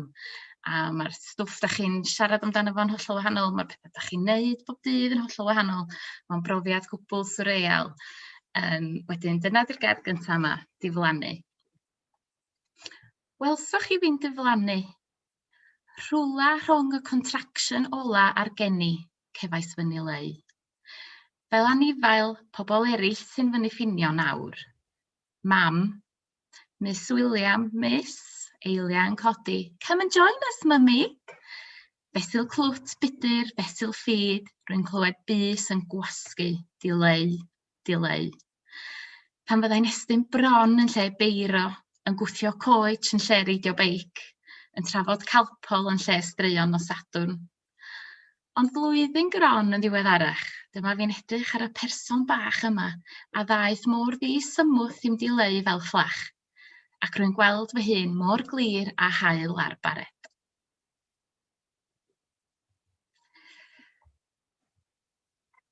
Mae'r gerdd nesaf, dwi wedi rhoi llun i chi fanna. Dwi'n berson busneslyd iawn, wedyn dwi'n licio gweld os oes fwy o wybodaeth i gael neu llun, dwi'n licio gwybod a busnesu'n bywyd a pobl eraill, felly dwi wedi cynnwys ambell i lun i wneud o'n fwy diddorol i chi. Felly dyma ni lun o Caio yn chwarae, pan oedd o ryw ddyflwydd siŵr o fod. Ac mae Caio ers iddo fo gyrraedd wedi bod eisiau rhywun i chwarae efo fo. Dydy o'm y gorau hyd yn oed rwan, dydy o'm y gorau am chwarae a ben ei hun. Felly fedrai'n deitha chi faint o weithiau dwi wedi clywed y frawddeg. Ti eisiau chwarae efo fi, mam? Felly be ni'n drio grisialu yn y gerdd yma ydy'r profiad na mae gymaint o rieni'n gael, wbeth ddeuoliaeth od na o fod isio amser basio, o weithiau methu aros tan amser gwely, i chi gael munud bach o lonydd, a hefyd y teimlad arall na o fod eisiau stopio'r cloc yn llwyr ac eisiau plant aros yn fach am byth. Achos dwi'n gwybod fydden nhw ddim yn swnio'n ti eisiau chwarae efo fi, mae'n byth, wedyn rhywbeth am drio cael y cydbwysedd rhwng y ddau na, peidio dweud bob tro, na rai fi fynd i wneud swper rwan neu na rai fi olchi llestri. Felly enw hon ydi, ti eisiau chwarae efo fi, mam. Dwi wir angen cawod, a mae fy swper ddim coginio ei hun. Ond wrth edrych ar dylygad bach gleision, mi wn y byddi fori yn hun. Felly yndw mi ydw i eisiau chwarae, pasio'r tren, neu dractor, neu floc. Teid i chwarae am awren bach arall, i rafu hen fysedd y cloc. Mae'r gerdd nesaf yma, fel mae'n esbonio yn y teitl, nes i ysgrifennu hon ar fora ar ôl pam gafon ni wybod be oedd canlyniad etholiad cyffredinol pam ddoth Boris i'r brig. A fel fedrwch chi ddeud siŵr o fod, oedd o ddim y canlyniad o'n i'n gobeithio amdano fo. Ac o'n i wedi bod, dwi'n cofio'n iawn, o'n i wedi bod mewn partidolig gwaith yn Llundain, ac o'n i ar y tren ar y ffordd adra. Ac o'n i'n feichiog ar y pryd, ac oedd Deri yn fabi bywiog iawn yn y groff, ac oedd o'n cicio lot. I'r pwynt lle yn ei gweithio, o'n i jyst yn meddwl, be ti isio? Oedd o fel bod yn trio deud rhywbeth wrtho fi. A meddwl am hynny o'n i ar y ffordd adra ar y tren, yn teimlo'n eitha anobeithiol a dweud y gwir. Yn ystod y 2 feichiogrwydd, dwi wedi cael profiadau od, felly pan o'n i'n disgwyl Caio, oedd Trump i bwer, a gafon ni referendum Brexit, a wedyn tra o'n i'n disgwyl Deri, doedd canlyniad yr etholiad yma a'r coronavirus, felly maen nhw wedi bod yn brofiadau eitha diddorol. Felly mae'r gerdd yma yn trio crisialu sut o'n i'n teimlo o'r bora hwnnw ar y ffordd adra ar y tren, yn meddwl am y dyfodol a dyfodol pa fath o fyd oedd y babi ma'n dod iddo fo. Dydd Gwener, Rhagfyr y 30 2019, y bora wedi'r etholiad cyffredinol. Wyt ti'n teimlo'r babi'n cicio? Trio deud rhywbeth mae o? Nid helo, dyma fi, helo, ond rhywbeth mwy. Rhywbeth tu hwnt i oed a ffinia, tu hwnt i liw croen a chroesa, rhywbeth sy'n bron a rhwygo'r groth. Ben bora, mae'n dechrau lleisio barn y genhedlaeth nesa a grym enfawr pitw i goesa. Dos, medda fo, dos, gyna rhywbeth, gyna be fedri di. Defnyddio'r hyn sy'n gen ti, agor dy lygaid, coda dy lais, cofia dy enw, teimla, myna, cicia ditha, mam. A mae'r gerdd nesaf yma, cyfri di enw hon. Na Caio pan oedd o fach, a oedden ni digwydd bod y darllen llyfr cyfri, Sally Mali. Yn trio crisialu rhywbeth tebyg i'r gerdd ti eisiau chwarae efo fi, mam, y teimlad hyfan ma ydych chi'n gael. Dwi'n meddwl, wel, dwi'n fedrai'm siarad y brofiad, ond dwi'n teimlo o bosib bod o allan gryfa pan mae plant yn fach, bod chi eisiau nhw aros yn fabis ac yn fach am byth ar un llaw, ac ar y naill llaw bod chi'n methu aros iddyn nhw dyfu fyny, os bod nhw'n gallu gwneud i diod i hunan ac yn gallu clirio'u tegana a bod chi'n cael munud neu chydig bach mwy o lonydd. A dydw i'm yr ora am hunan hyrwyddo, ond yn ddiweddar mi nath Mari Lyfgren rannu'r gerdd yma ar grŵp Facebook ac ath i ymateb bendigedig gan lot fawr iawn o fama oedd yn uniaethu. Wedyn, o'n i'n hapus am hynna, dwi'n cymryd na dyna di nod pob bardd yn y pen draw wedi trio crisialu a dal teimlad sy'n rhywbeth mae llawer un ohonyn ni'n gallu uniaethu efo fo. Dyma hi, y cerdd mor syml a mor fyr, ond gobeithio'n dal y teimlad yna. Cyfri. Rhai dyddiau dwi'n cyfri'r oriau nes daw'r amser deud nos da, i gael eiliad bach o lonydd dy fod ti'n hogyn da. A rhai dyddiau pa fyddi di'n lapio dy freichiau amdanaf yn dyn. Dwi'n misio yr un nos da arall. Dwi isio aros yn oes oesoedd fel hyn. A mae'r cerddi nesaf yma wan, mae gen i ddwy gerdd am fy nwy nain. A mae'r gyntaf yma am nain Bronola, mam fy mam. Dyma lun ohoni yn sefyll o flaen Tachowyn, lle oedd hi'n byw, a gŵr hi'n ffarmio, a lle mae fy rhieni hi'n byw wan, a lle ges i fy magu. A llun ohoni'n edrych yn smart, oedd hi wastad yn gwisgo'n smart. O'n i'n ffrindiau mawr efo nain, o'n i ddigon lwcus i gael mynd yno am gyfnod ar ôl yr ysgol, o'n i'n mynd adra efo nain ac yn cael te bach efo hi, ac oedden ni dipyn o ffrindiau mawr. A pam o'n i tua 40, falle dwi'n meddwl gafodd nain dementia, a mi fuodd i fyw yn hir wedyn efo'r dementia. Ac oedd hi'n anodd ar y pryd gweld tu hwnt i'r cyflwr rwsyd, mae o'n beth mor fawr, ac oedd hi'n anodd cofio pob nain tra oedd hi dal efo ni, efo'r dementia. A rwsyd ar ôl colli nain, ddoth yr holl atgofion ohoni cyn y cyfnod yna yn ôl yn gliriach nac erioed.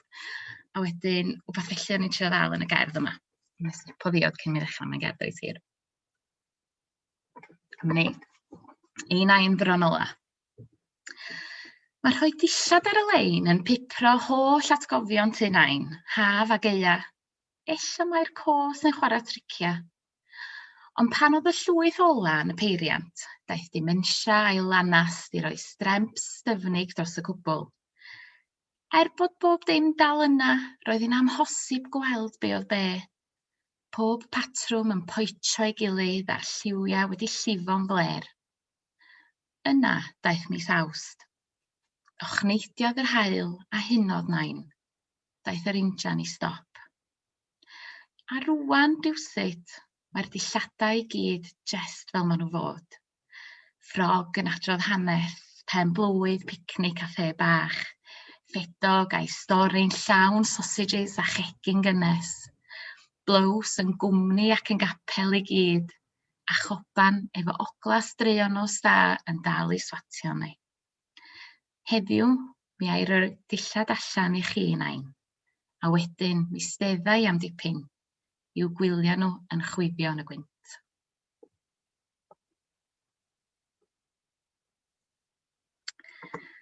A mae'r gerdd nesaf yma i nain ti'r ysgol. Mae nain, mam, dad, yn byw erbyn hyn mewn cartra Brymeddig yn Llanelhuan ac yn hapus iawn yno. Hapus i byd, a da ni'n edrych ymlaen ofnadwy gan mynd i gweld ti unwaith bydd y cyfnod rhyfedd ma'n pasio. Dyma lun ohoni pan oedd hi'n nyrsio, nain sydd ar y dde. Llun trwsiadus o nyrsys yn y cyfnod de, anodd dychmygu ar hyn o bryd, mor wahanol ydy'r dillad. A nes i sgwennu'r gerdd yma ar ôl bod yn gweld nain yn Brymeddig rhyw dro. Ac o'n i'n edrych arni yno yn ei stafell, ac o'n i'n gyrru wedyn adra ac yn meddwl, a dim ond cipodd hwnna fel un darlun bach o pwy ydy hi rwan, a bod yna gymaint o ddarluniau eraill ohoni o'i bywyd hi na dwi erioed wedi gweld. O album i bywyd hi fel petai, yr holl lyniau yna, a pa mor sydyn, dwi'n siŵr mae'r lluniau yna wedi gwibio heibio, y teimlad na o dreigl amser a sylweddoliad mae rhywun yn gael bob hyn a hyn, dydy, yn nghanol prysurdeb bywyd, dwi'n teimlo, bob hyn a hyn. Mae yna rhyw foment ydych chi'n sylweddoli, o ia, dy hyn ddim am byth. Wedyn trio dal y teimlad yna o'n i yn y gerdd, ac o fama welwch chi mae teitl y gyfrol wedi dod, Eiliad ac Einioes. A dwi'n falch iawn hwnna, hwnna ydy'r teitl, ac dwi'n teimlo bod o'n gweddu nifer o gerddi sy'n y gyfrol. Mi o'n i ar un pwynt eisiau galw'r gyfrol yn petalau marwol, a diolch byth bod gennau ddigon o ffrindiau a teulu sydd ddigon hy efo fi dweud, sawl un dweud, dwi'n meddwl, Casia, dwi'n meddwl, dal i feddwl nes gei di'r teitl iawn. A so diolch yn fawr i chi, dwi'n falch bod fi wedi aros a wedi galw'r gyfrol yn eiliad ac einioes. Felly, ia, mae'r gerdd yma am fy naint i'r ysgol. Mae'r pilpid a'r fferyllfa fechan ar bwys y gwely yn adrodd stori, ond mae canwyll y llygad yn adrodd un arall. Stori am nyrsio word brysur, am ffrogiau smart mei nos yn Nokia Lerpwl, am Gymro anisgwyl a winc yn ei wen, am fagu plant, am fynd yn hen heb sylwi. Reit, a wedyn mae gennau 2 cerdd wan, checio faint o gloch di, i orffen. 2 cerdd wahanol iawn, felly mae'r gyfrol chydig bach yn edrych ar yr agos a'r pell, dwi'n teimlo. Wedyn mae yna dipyn o gerddi personol iawn. A wedyn mae yna swp o gerddi sy'n edrych allan mwy ar y byd a'i bethau mewn ffordd, a'r sefyllfa sydd ohoni heddiw mewn sawl lle yn y byd. Wedyn pan dwi ddim yn sgwennu, dwi'n gweithio i elusen o'r enw DEC, Disasters Emergency Committee. A wedyn yn sgeil yng ngwaith dwi'n dod i ddysgu andros o lot am sefyllfaoedd mewn gwledydd eraill, fel Syria, enghraifft. A cerdd ydi hon nes i ysgrifennu fel rhan o brosiect a gafodd ei drefnu gan Llenyddiaeth Cymru ac yr Eisteddfod Genedlaethol pam ges i ac Ifar ap Glyn y fraint o fynd i gyfarfod criw o ffoaduriaid ym Mangor oedd wedi dod o Syria i fyw wedi cael ei ail-gartrefu ym Mangor. Ac oedd yn brofiad diddorol iawn, fe ni sgwrsio nhw dros baneidia am fora, am oriau ag oriau, ac oedd nhw'n deud i hanes yn rhannu profiadau personol. A'r bwriad oedd wedyn bod Ifar a fi yn mynd ac yn trio crisialu'r teimladau a'r profiadau nhw mewn cerddi, gan rhannu heini yn Eisteddfod fel bod nhw'n cael eu cynrychioli yn yr Eisteddfod. Ac un o'r straeon nath un tad rannu efo fi yn ystod y sesiwn nath aros efo fi fwyaf, dyna di ysbrydoliaeth y gerdd yma. O'n i'n holi sut oedd y plant di setlo ym Mangor ac oedd o'n deud, maen nhw'n gret, maen nhw wedi gwneud ffrindiau newydd, maen nhw'n wrth i boddan yr ysgol, ond ti'n gallu deud, meddwl fo, bod y rhyfel dal yno yn eu penna nhw. Ac oedd o'n deud, pam oedden nhw'n byw yn Syria, os oedd yna fomia yn disgyn yn y nos, yr arferiad oedd rhedeg i'r corridor, mae fanna oedd y lle saffa i bod. Ac oedd o'n deud, os oedd yna unrhyw sŵn yn y nos, ym Mangor rwan ar ôl iddyn nhw gyrraedd eu cartra newydd, os yna unrhyw sŵn yn y nos, bod o jyst yn rhyw ddrws yn cau neu falle, yn sydyn ac yn annisgwyl, bod y mab fenga yn codi o'i wely ac yn rhedeg i'r corridor. A wedyn nath hwnna aros efo fi, y syniad yna, a'r ddelwedd yna.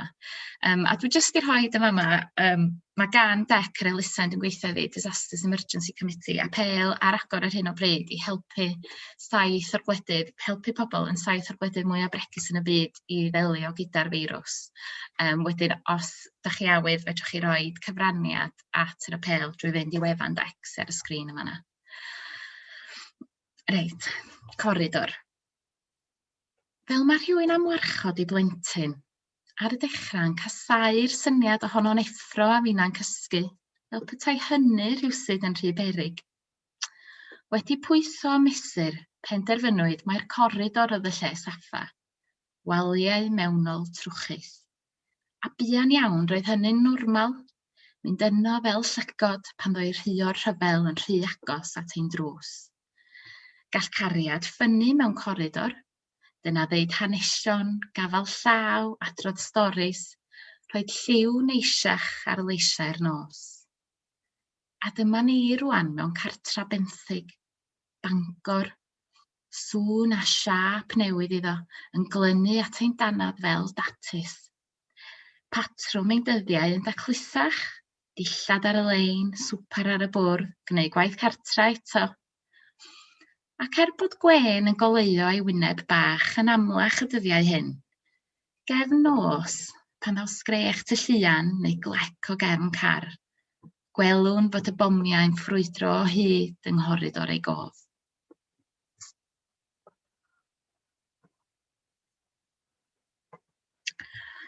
Swigod di enw'r gerdd yma. nes i ysgrifennu hon ar ôl digwyddiad enbyd o drist digwyddodd nôl yn 2018. Bydd y dyn ifanc yma farw, da chi'n gallu gweld i lun o, Mustafa.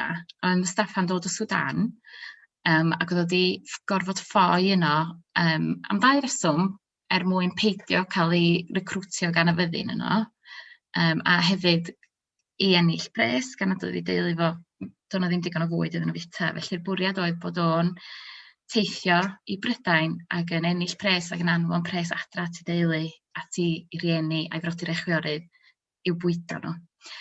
A mi gyrhaeddodd o ar ôl taith hir enbyd a poenus, mi gyrhaeddodd o Gasnewydd, ac yn unol â system swyddfa gartra oedd o'n cael 5 diwrnod i fyw arno fo, sydd yn amlwg i'r rhan fwyaf yna ni ddim yn hanner digon i fyw bywyd o unrhyw fath o safon. Felly be nath Mustafa, be mae'r mwyafrif o giswyr lloches yn neud wedyn, ydy ffendio gwaith cash in hand mwyn cael pres, mwyn cael digon o bres i fyw. A dyna Mustafa di wneud. Mi oedd o'n gweithio mewn garage yn golchi ceir yng Nghasnewydd. A un diwrnod pam oedd na gyrch mewn fudo a mi ddoth na weithwyr o'r swyddfa gartra i mewn i neud red yn y garage. A mi redodd Mustafa am ei fywyd, a mi redodd o dros do oedd ddim yn saff a nath o ddisgyn i'w farwolaeth. Wedyn, cer i Mustafa ydi hon. A wedyn, na i jyst esbonio chydig bach. So ar y ddechrau'r gerdd, dwi'n dychmygu fo adre efo'i fam yn golchi llestri, wbeth mae bob mam a plentyn dwi'n wneud ar hyd y blynyddoedd, dwi'n siŵr, golchi llestri efo'i gilydd. A wedyn, yn yr ail hanner, da ni yng Nghymru, yng Nghasnewydd, lle mae o'n golchi'r ceir.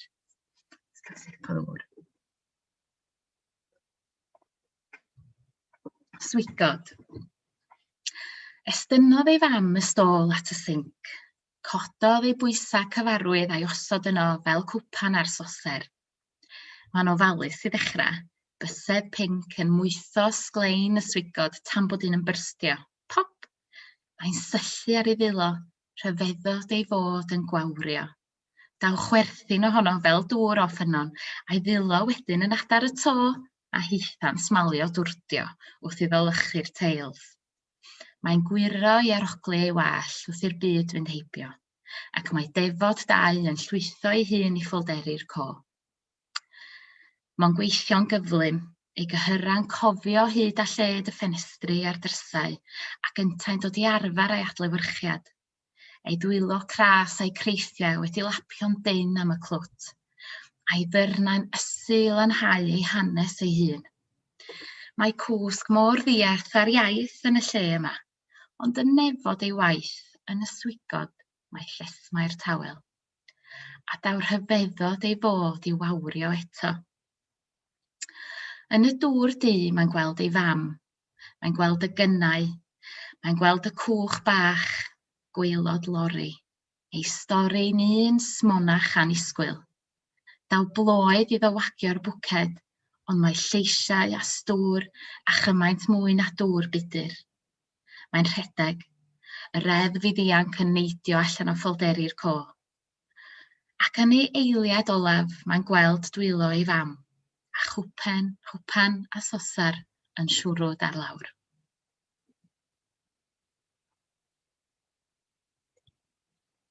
Ac yn olaf wedyn, ges i'r fraint o fod yn Fardd Plant Cymru, fel oedd Llian yn sôn, rhwng 2017 a 2019. A roedd o'n brofiad arbennig cael teithio o gwmpas Cymru ac yn mynd mewn i'r holl ysgolion yma, mynd mewn i bydoedd bach i'r ysgolion a cael croeso mor gynnas a cael cyfarfod plant o bob cwr o'r wlad a cael gweithio efo nhw. Ac oedd o'n fendigedig, nes i wir fwynhau. A un o'r pethau eraill sy'n rhan o'r cynllun, a dwi'n yn gwybod os di pawb yn ymwybodol o hyn, ond mae'r bardd plant yn cael ei chomisiynu ysgrifennu cerddi am wahanol resymau. Wedyn mae sefydliadau neu unigolion yn gallu gwneud cais trwy Llenyddiaeth Cymru am gerdd. Felly os da chi angen cerdd rhyw dro, cofiwch am Gruffydd Owen yn bardd plant ar hyn o bryd.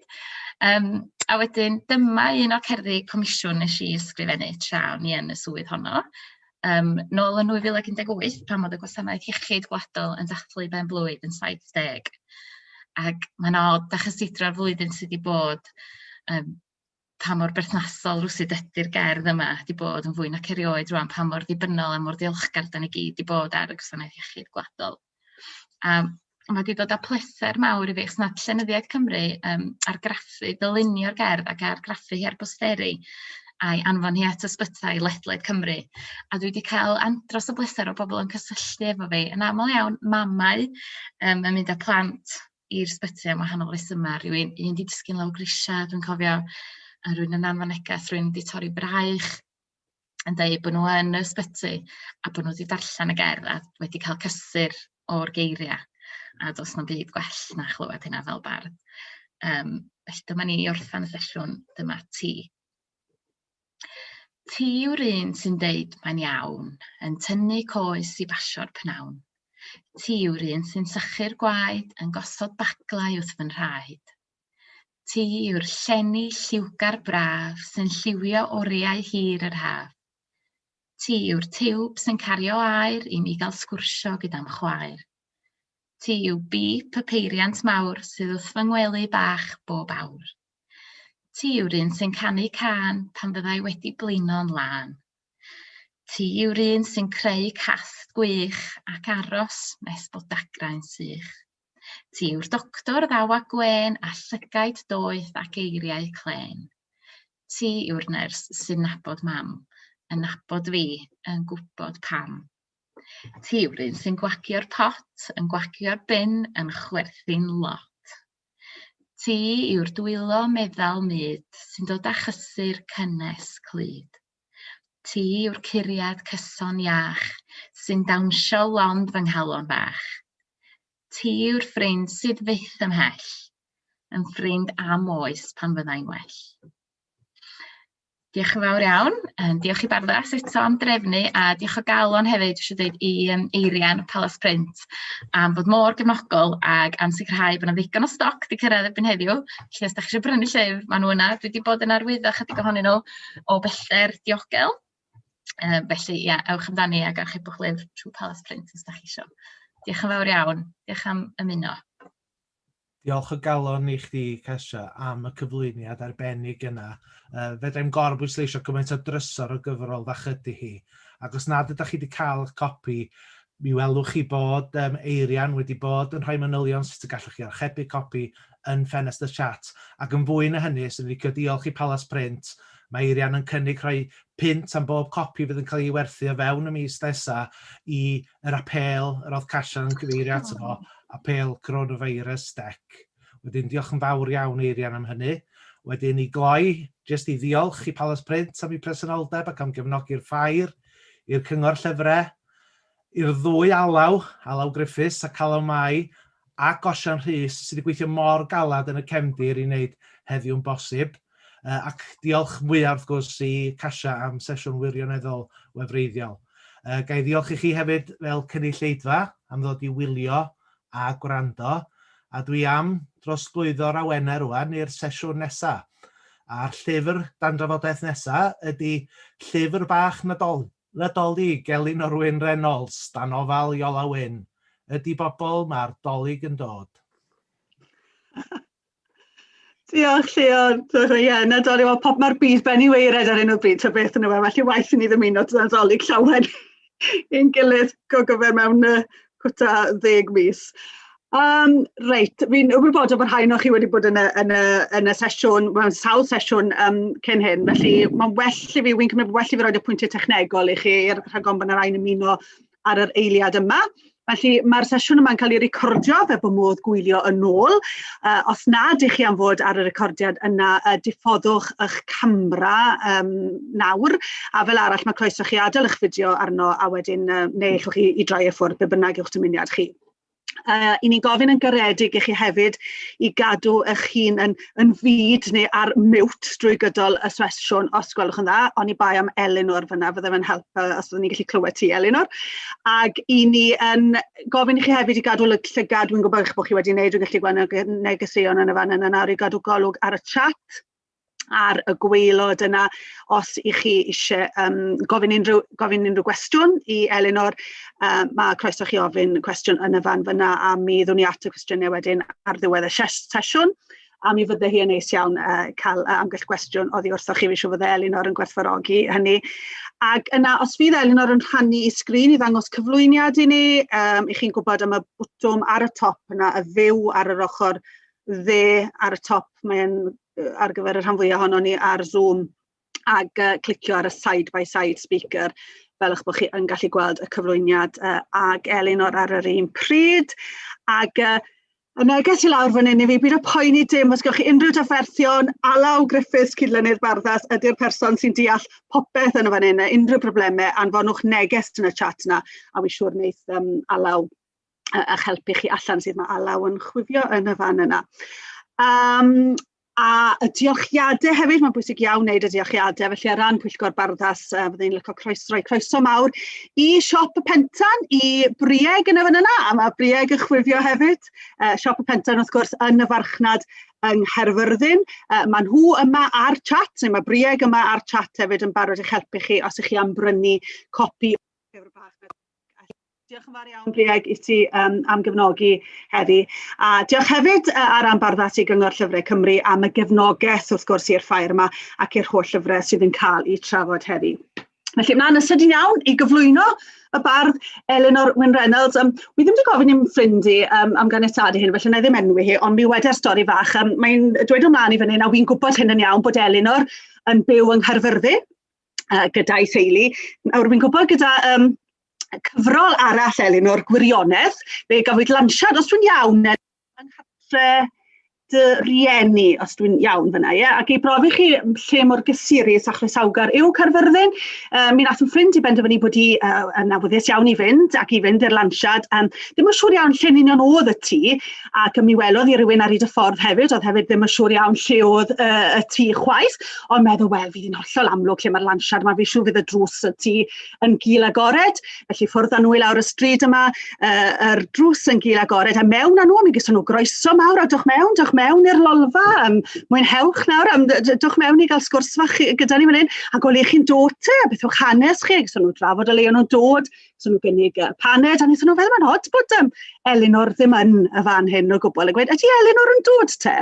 A sylweddoli bod nhw wedi cerdded mewn i tŷ rhywun arall, a rhywun hynod o groesawgar yng Nghaerfyrddin oedd wedi gadael yn ddod mewn i'r tŷ a mewn i'r lolfa i gael sgwrs fach neis, ac felly fe gorfod nhw ymddiheuro a bant nhw allan trwy drws i ddod o hyd i'r tŷ cywir ar gyfer y lansiad. Mae pethau lot symlach ym myd o Zoom yma. Chi'n gallu gweld Elinor yn syth yn ei chartre yng Nghaerfyrddin fan hyn. Felly, e bai di mwy, draw at y tŷ Elinor.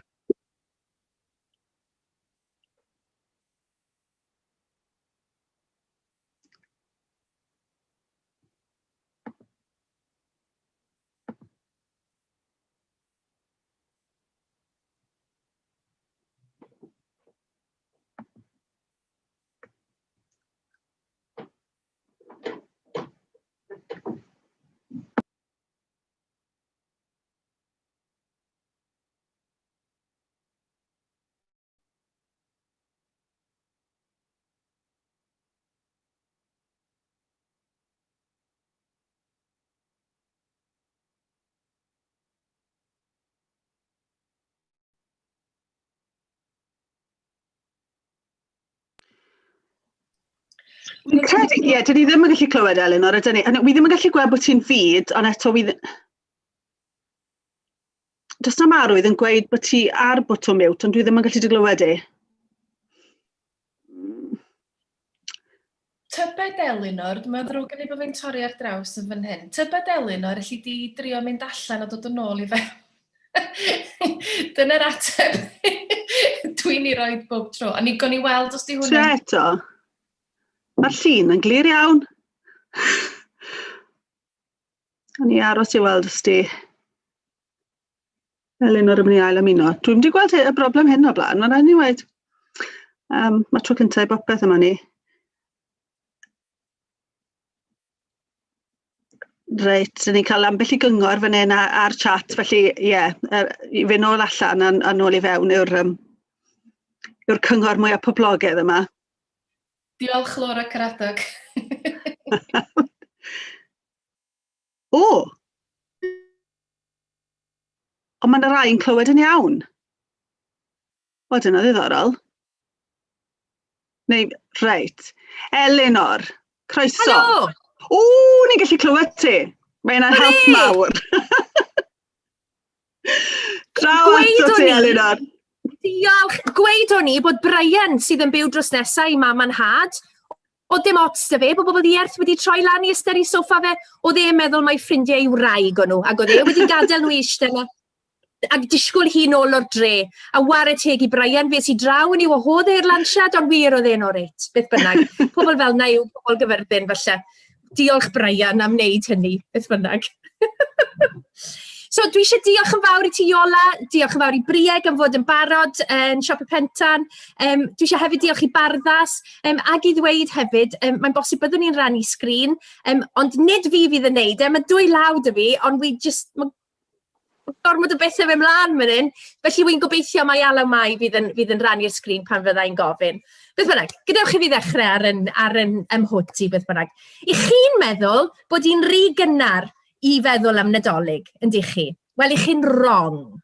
A gallech chi byth a bod mwy wrong. Achos yr amser gorau i feddwl am y Nadolig yw nawr. Achos yr hyn sy'n rhan anatod o hyd y Nadolig yw yr aros. Ac felly, mae gweithio chi'n lan dros gyfnod o flwyddyn yn swno fel just y peth i fi. Allwch chi ddim dechrau yn ddigon cynnar, felly mis Mawrth amdani bobl. Dyma fi felly yma i'ch helpu chi i lithro mewn i'r cyfnod dathlu yn hawdd ac mewn da bryd. Felly dewch gyda fi, byddwch chi'n diolch i fi yn y pen draw. Mwyn i ni gael yn hunan yn y mwd, tyma bach heddi, wi wedi dod â bach o chocolate gyda fi. Jyst i ddechrau pethau'n iawn, felly o'n i'n mynd i ddechrau drwy gael chocolate. Licech chi'n? Ie? Wel, sy'n quite digon dy fi bawb, ond beth bynnag. Ond nhw'n lyflu. Jyst i gael yn hunan yn teimlo'n nadoligaidd, ynddo fe? Beth bynnag. Dyma chi ychydig bach o hanes creu y gyfrol. Achos llynedd, fe ges i gyfle i fyw yn Nadolig o tua mis Mai ymlaen. Achos fe ofynnodd Barddas i fi, a licen i wneud y llyfr ar gyfer a wneud cyfrol ar gyfer y Nadolig. Wel, fe wedes i licen i, fel unrhyw berson call. A o'n i'n gwybod byddwn ni'n gorfod meddwl am y Nadolig cyn pawb arall, ond o'n i'n gwybod pa mor hyfryd fydde'r broses na. Ac i ddechrau, o'n i'n cael gofyn i rai o feirdd a llenorion gorau Cymru i ysgrifennu cerddi neu bytiau ryddiaeth ar gyfer y gyfrol. Rhywbeth atgofus, rhywbeth sy'n hwyrus, rhywbeth bach hyfryd, fel addurn coeden Nadolig, a medre rhywun i ddarllen am ychydig, ac yn sydyn bod yng nghanol cynhesrwydd y Nadolig. A nybys i mor wych am Nadolig yw bod pawb yn ei brofi fe, ac mae ganddo ni gyd straeon am y Nadolig, ac mae'r straeon hynny yn amlach na heb yn rai twym galon sydd yn dod o'n plentyndod ni. Ac mae'r cof yn cadw'r atgofion hynny yn ddiogel.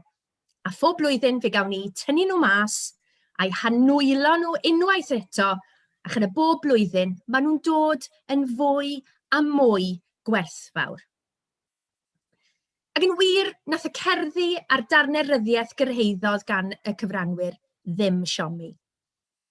Wy'n gwybod oedd rhai wedi meddwl bod hi'n rhyfedd meddwl am y Nadolig ganol haf, ond wir, fe nath bob un ohonyn nhw lwyddo i gyrraedd nôl at i Nadolig hwy.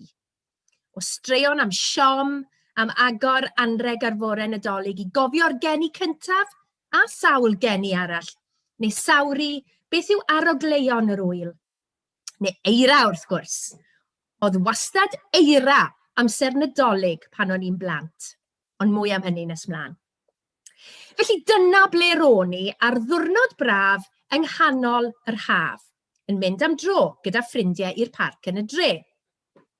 A heb i fi ofyn, fe ddechreuwyd y sgwrs gan Sarah Griffiths, 10 oed o Gaerfyrddin, sydd am fod yn brif weinidog Cymru rhyw ddiwrnod, os nad yn brif weinidog y Bydysawd. Ti'n gwybod, dyw Siôn Corn byth yn dod a beth wi moyn am Nadolig. Wel, oedd ei restr hi yn cynnwys pethau fel hidlaeth go iawn, cynffon môr forwyn, a mwy. Felly falle oedd e tyma bach o stretch i'r hen Sionin. Ond oedd dim ots am hynny, achos fe wedodd Sara'n syth wedyn, ond mae'n oreit, achos mae wastad blwyddyn nesa. A'r hyn drawodd fi am yn sgwrs ni, oedd y gobeith oedd yn byw oedd i mewn iddi hi, ac am o'n i, dyna'r i ni oedolion yn anelu ato fe hefyd. Gobeithio, a dal i obeithio. Neu beth yw'r pwynt i unrhyw beth? Nawr, o'n i'n gwybod mai dyna fydde dechrau rhag ymadrodd y gyfrol wedyn, sef y sgwrs rhyngtho fi a Sarah Griffiths, 10 oed o Gerfyrddin, sy'n 11 bellach. Beth bynnag. Mi oedd y llynedd yn flwyddyn heriol a dweud y lleia. A'r peth arall drawodd fi oedd bod plant yn meddwl am Nadolig drwy'r flwyddyn gron. Dyn nhw ddim yn stopo. Mae ar eu meddyliau nhw drwy'r adeg. Maen nhw'n obsessed. Felly chi oedolion, just cofiwch ni, iawn, heads up ar gyfer y flwyddyn sydd i ddod. Felly o'n i'n wylo am y gobeith hynny, yr aros, y disgwyl, yr hyd, i'w gynnwys yn y gyfrol. Ac fe'i cefais, mewn sacheidiau wy'n falch iawn i feddwl, yn ganeuon modern a rhai mwy traddodiadol i traw. Ac wi am ddarllen rai cerddi i chi nawr, yn gyntaf un gan Myrddin ap Dafydd ac yna un gan Grug Muse. Casig Eira yw enw cerdd Myrddin ap Dafydd. Casig Eira. Flynyddoedd maith yn ôl oedd hyn, pan oedd Rhagfyr yn Rhagfyr gwyn. Rhedyn a ffinwydd yn batrwm rhew ar ffenest y bore, a'r anadl yn dew.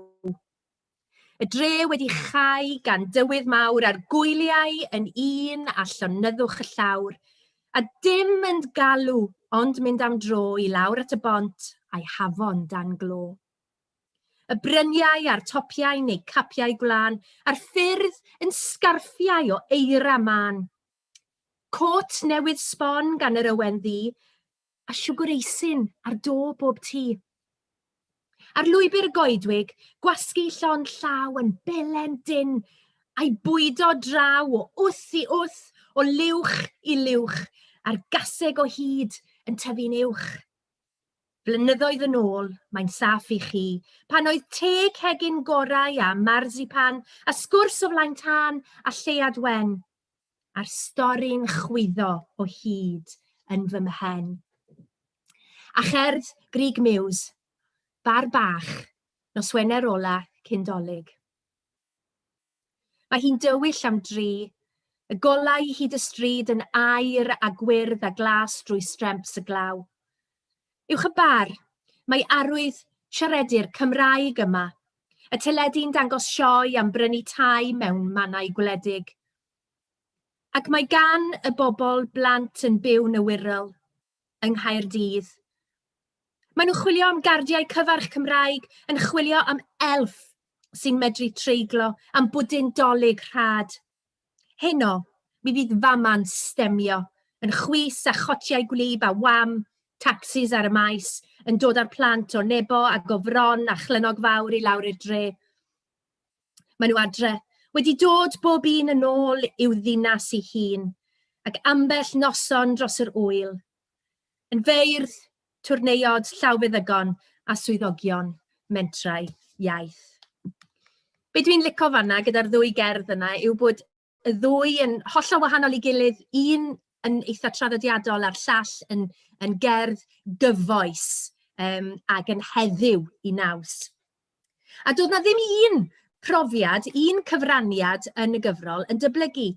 Doedd gan neb arall ddim i'w ddweud, doedd neb yn dweud yr un peth ag unrhyw un arall, sydd yn profi bod y Nadolig yn rhywbeth cyffredin i ni gyd, ond bod y profiad hwnnw yn beth hollol wahanol i bob un ohono ni, sydd yn ei wneud yn beth go arbennig wrth gwrs. Ac wrth gwrs mae'r Nadolig yn gyfnod diwedd blwyddyn a dechrau blwyddyn, Ac os nag yw hynny'n rhywbeth gobeithiol, wy ddim yn gwybod beth sydd. Wy am ddarllen dau bwtoryddiaeth i chi nawr. Yn gyntaf, darn aml synhwyrus Lowri Cook. Lowri yn adolygu bwyd ac yn rhywun sydd yn hoff iawn o flasau. Ac yn rhywun sydd wedi, dwi'n meddwl, dal naws a hanfod ar ogleion y Nadolig fan hyn. Blas ar yr wyl. Chwerwfelys tangerin y mis Tachwedd. Dyna blas cynta'r wyl i mi. Fel arfer, byddai fy chwaer ymhell ar y blaen ac wedi sglaffio brechdan dolig pret y mis Hydref. Serenwyb o brofiad sy'n diflannu mewn chwinciad yn llawn lligeiron ac atgofion rhwng dwy dafell. Byddai anti-enid yn barod gyda'i mince pies serenog cyn agor drws cyntaf y calendar advent siocled. Caint i gweini a llestri Tsieina a'r liain cleirwyn anti-Eida a chanmoliaeth i rysait anti-Nesta. Wrth i'r pastri brai menennog doddi ar dafod. Diolchaf am deulu dedwydd. Yn y man, dechreuaf Bobby mince pies Nigella. Croen Clementine yw fy ychwanegiad unai. Gwrandawaf ar leisiau hiraethus Dean Martin a Sinatra a gwylio'r siwgwreisin yn chwyrlion storom o blieira. Tywallaf lymaid i mi fy hun o donic a'r gin eirin tagu y llenwais mewn potel nôl y mis Medi. Blas ffisig i rai, ond neithdar i mi yw persawr y peli bach porffor. A bydd fy ffiol yn llawn pan wnaf egnog un pnawn, pleser unwaith y flwyddyn yn unig. Seren y parti acw yw'r hyfrydbeth lleithog hwn, yng nghwmni cyfeillion o flaen y goeden. Gyfunaf hifen, melynwy, Baileys a chwisgi bourbon i greu corwynt o winwy a siwgr man, cyn iddo droi'n fôr o falws melys. Byddai'r myrang yn union fel arwyneb cacen dolig mam, neu dirlun eira eryri gan Cyffin Williams. Yn goron ar y cyfan, cynhesrwydd nytmeg wedi gratio a sain tincial chwerthin ffrindiau yn y cefndir. Gan o'r rhagfyr, estynaf am bad Basildon Bond i ddrafftio restr siopa bwyd yr wyl. Mae'n tyfu'n golofnau niferus o ddanteithio nostalgiaidd a fyw i mi anghofio'r un cynhwysyn. Mae gan bawb i ffefrynnau. Salad cream a fficls yw ser y te dolig yn ôl lleici, a hi hefyd yw brenhines y treifl a'r grefi. Bwsh de Noel, boncyff o hifen a siocled yw pwdin dolig delfrydon Catrin Medi. Wedi'r coginio ers ben bore a miri'r holl wyledda, paned o de ac after eights sydd at fy nant unai. Bydd hefyd ras flynyddol yn beryr un dodau o siopau cornel i ganfod blwch o black magic i'n had. Cadw pawb yn hapus yw'r ddelfryd pob tro, gyda bwyd yn falm naturiol rhwng y cecri. Gormod o cwcs yn y gegin, sy'n borth i nadoligau'r gorffennol. Saif cadair wag mam yn gofeb wrth y bwrdd ac yn bont tuag at wleddoedd y dyfodol. Ond tybed sut beth fydd Nadolig mewn pandemig?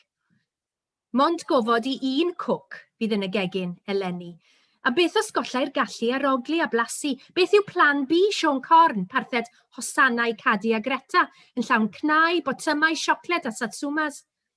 Fydd yna ddim cocktails o flaen y goeden na rhannu bagiad o gnau castan, ond i bai y caf wneud hynny mewn swigen. A gawn ni wledda yn shed dad neu gydfwyta ar WhatsApp, gan dynnu'r crackers a rhannu'r joc sal a'n hunain. Tybed oes cyfle annisgwyl am wledd wahanol yn seibiant o'r loddest arferol. Dim rhedeg a rasio, gorfwyta, gorwario. Un diwrnod yn anreg i'r enaid. Bydd bynnag a ddaw, bydd popeth yn iawn, o bellter, ond gyda'n gilydd. A beth dwi'n hoffi am y darn yna yw, mae'n rhoi rhyw fath o restr siopa i ni o Nadolig, y cynhwysion ar gyfer rysait y Nadolig perffaith, ac yn sôn wrth gwrs, am y Nadolig unwaith mewn oes gobeithio hwnnw gawson ni llynedd, sef Nadolig yn ystod cyfnod pandemig. Dwi eisiau cymryd moment nawr i deimlo hiraeth am Nadoligau a fi, gyda darn, achos mae hynny'n rhan o Nadolig hefyd wrth gwrs, gyda darn hyfryd gan Manon Steffan Ross, Doli. Dwi'n cofio arogl cledr i llaw. Mae'n siŵr fod na dwrci wedi bod yn rhostio yn y ffwrn, llysiau yn ffrwtian ar y stof. Mae'n siŵr fod rhiban o arogl bwydydd melys y Nadolig wedi bod yn plethu i ffordd drwy'r tŷ ers wythnos a mwy. Cinnamon a chlov, siwgr brown a marzipan. Ond dydw i ddim yn cofio'r arogleion yna, achos y flwyddyn honno, dim ond hi oedd yn bodoli. Ro'n i wedi gobeithio amdani. Fy ngreddf famol wedi fy arwain i bori dros y dolis yng nghatalog Argos ers canol mis Medi. A dyma hi, yng ngwaelod y sach Nadolig blastig wen, dacw hi fy mabi cyntaf. Babi dol oedd bron mor fawr a fi. I ffen i dwylo a'i choesau yn blastig caled, a'i chanol yn feddal yn ei baby grow gwyn. Fe godais i'r babi dol. Ella, fel cafodd ei henwi'n ddiweddarach, allan o'r sach Nadolig, fel petai nwylo bach 7 oed i'n cario babi bach go iawn. Roedd hi'n arogli mor newydd. Plastig newydd sbon, ac am ryw reswm, roedd ei dwylo bach plastig yn fy swyno'r un fath a dwylo bach bregus babi newydd anedig. Roedd yna arogl ar y cledrau. Arogl newyddeb ymlygion bach uchnawd plastig. Eisteddodd Ella ar fy nglin i wrth i ni gael cinio Nadolig a minnau'n codi'r het bapur o'n llygau bob hyn a hyn i edrych i lawr arni.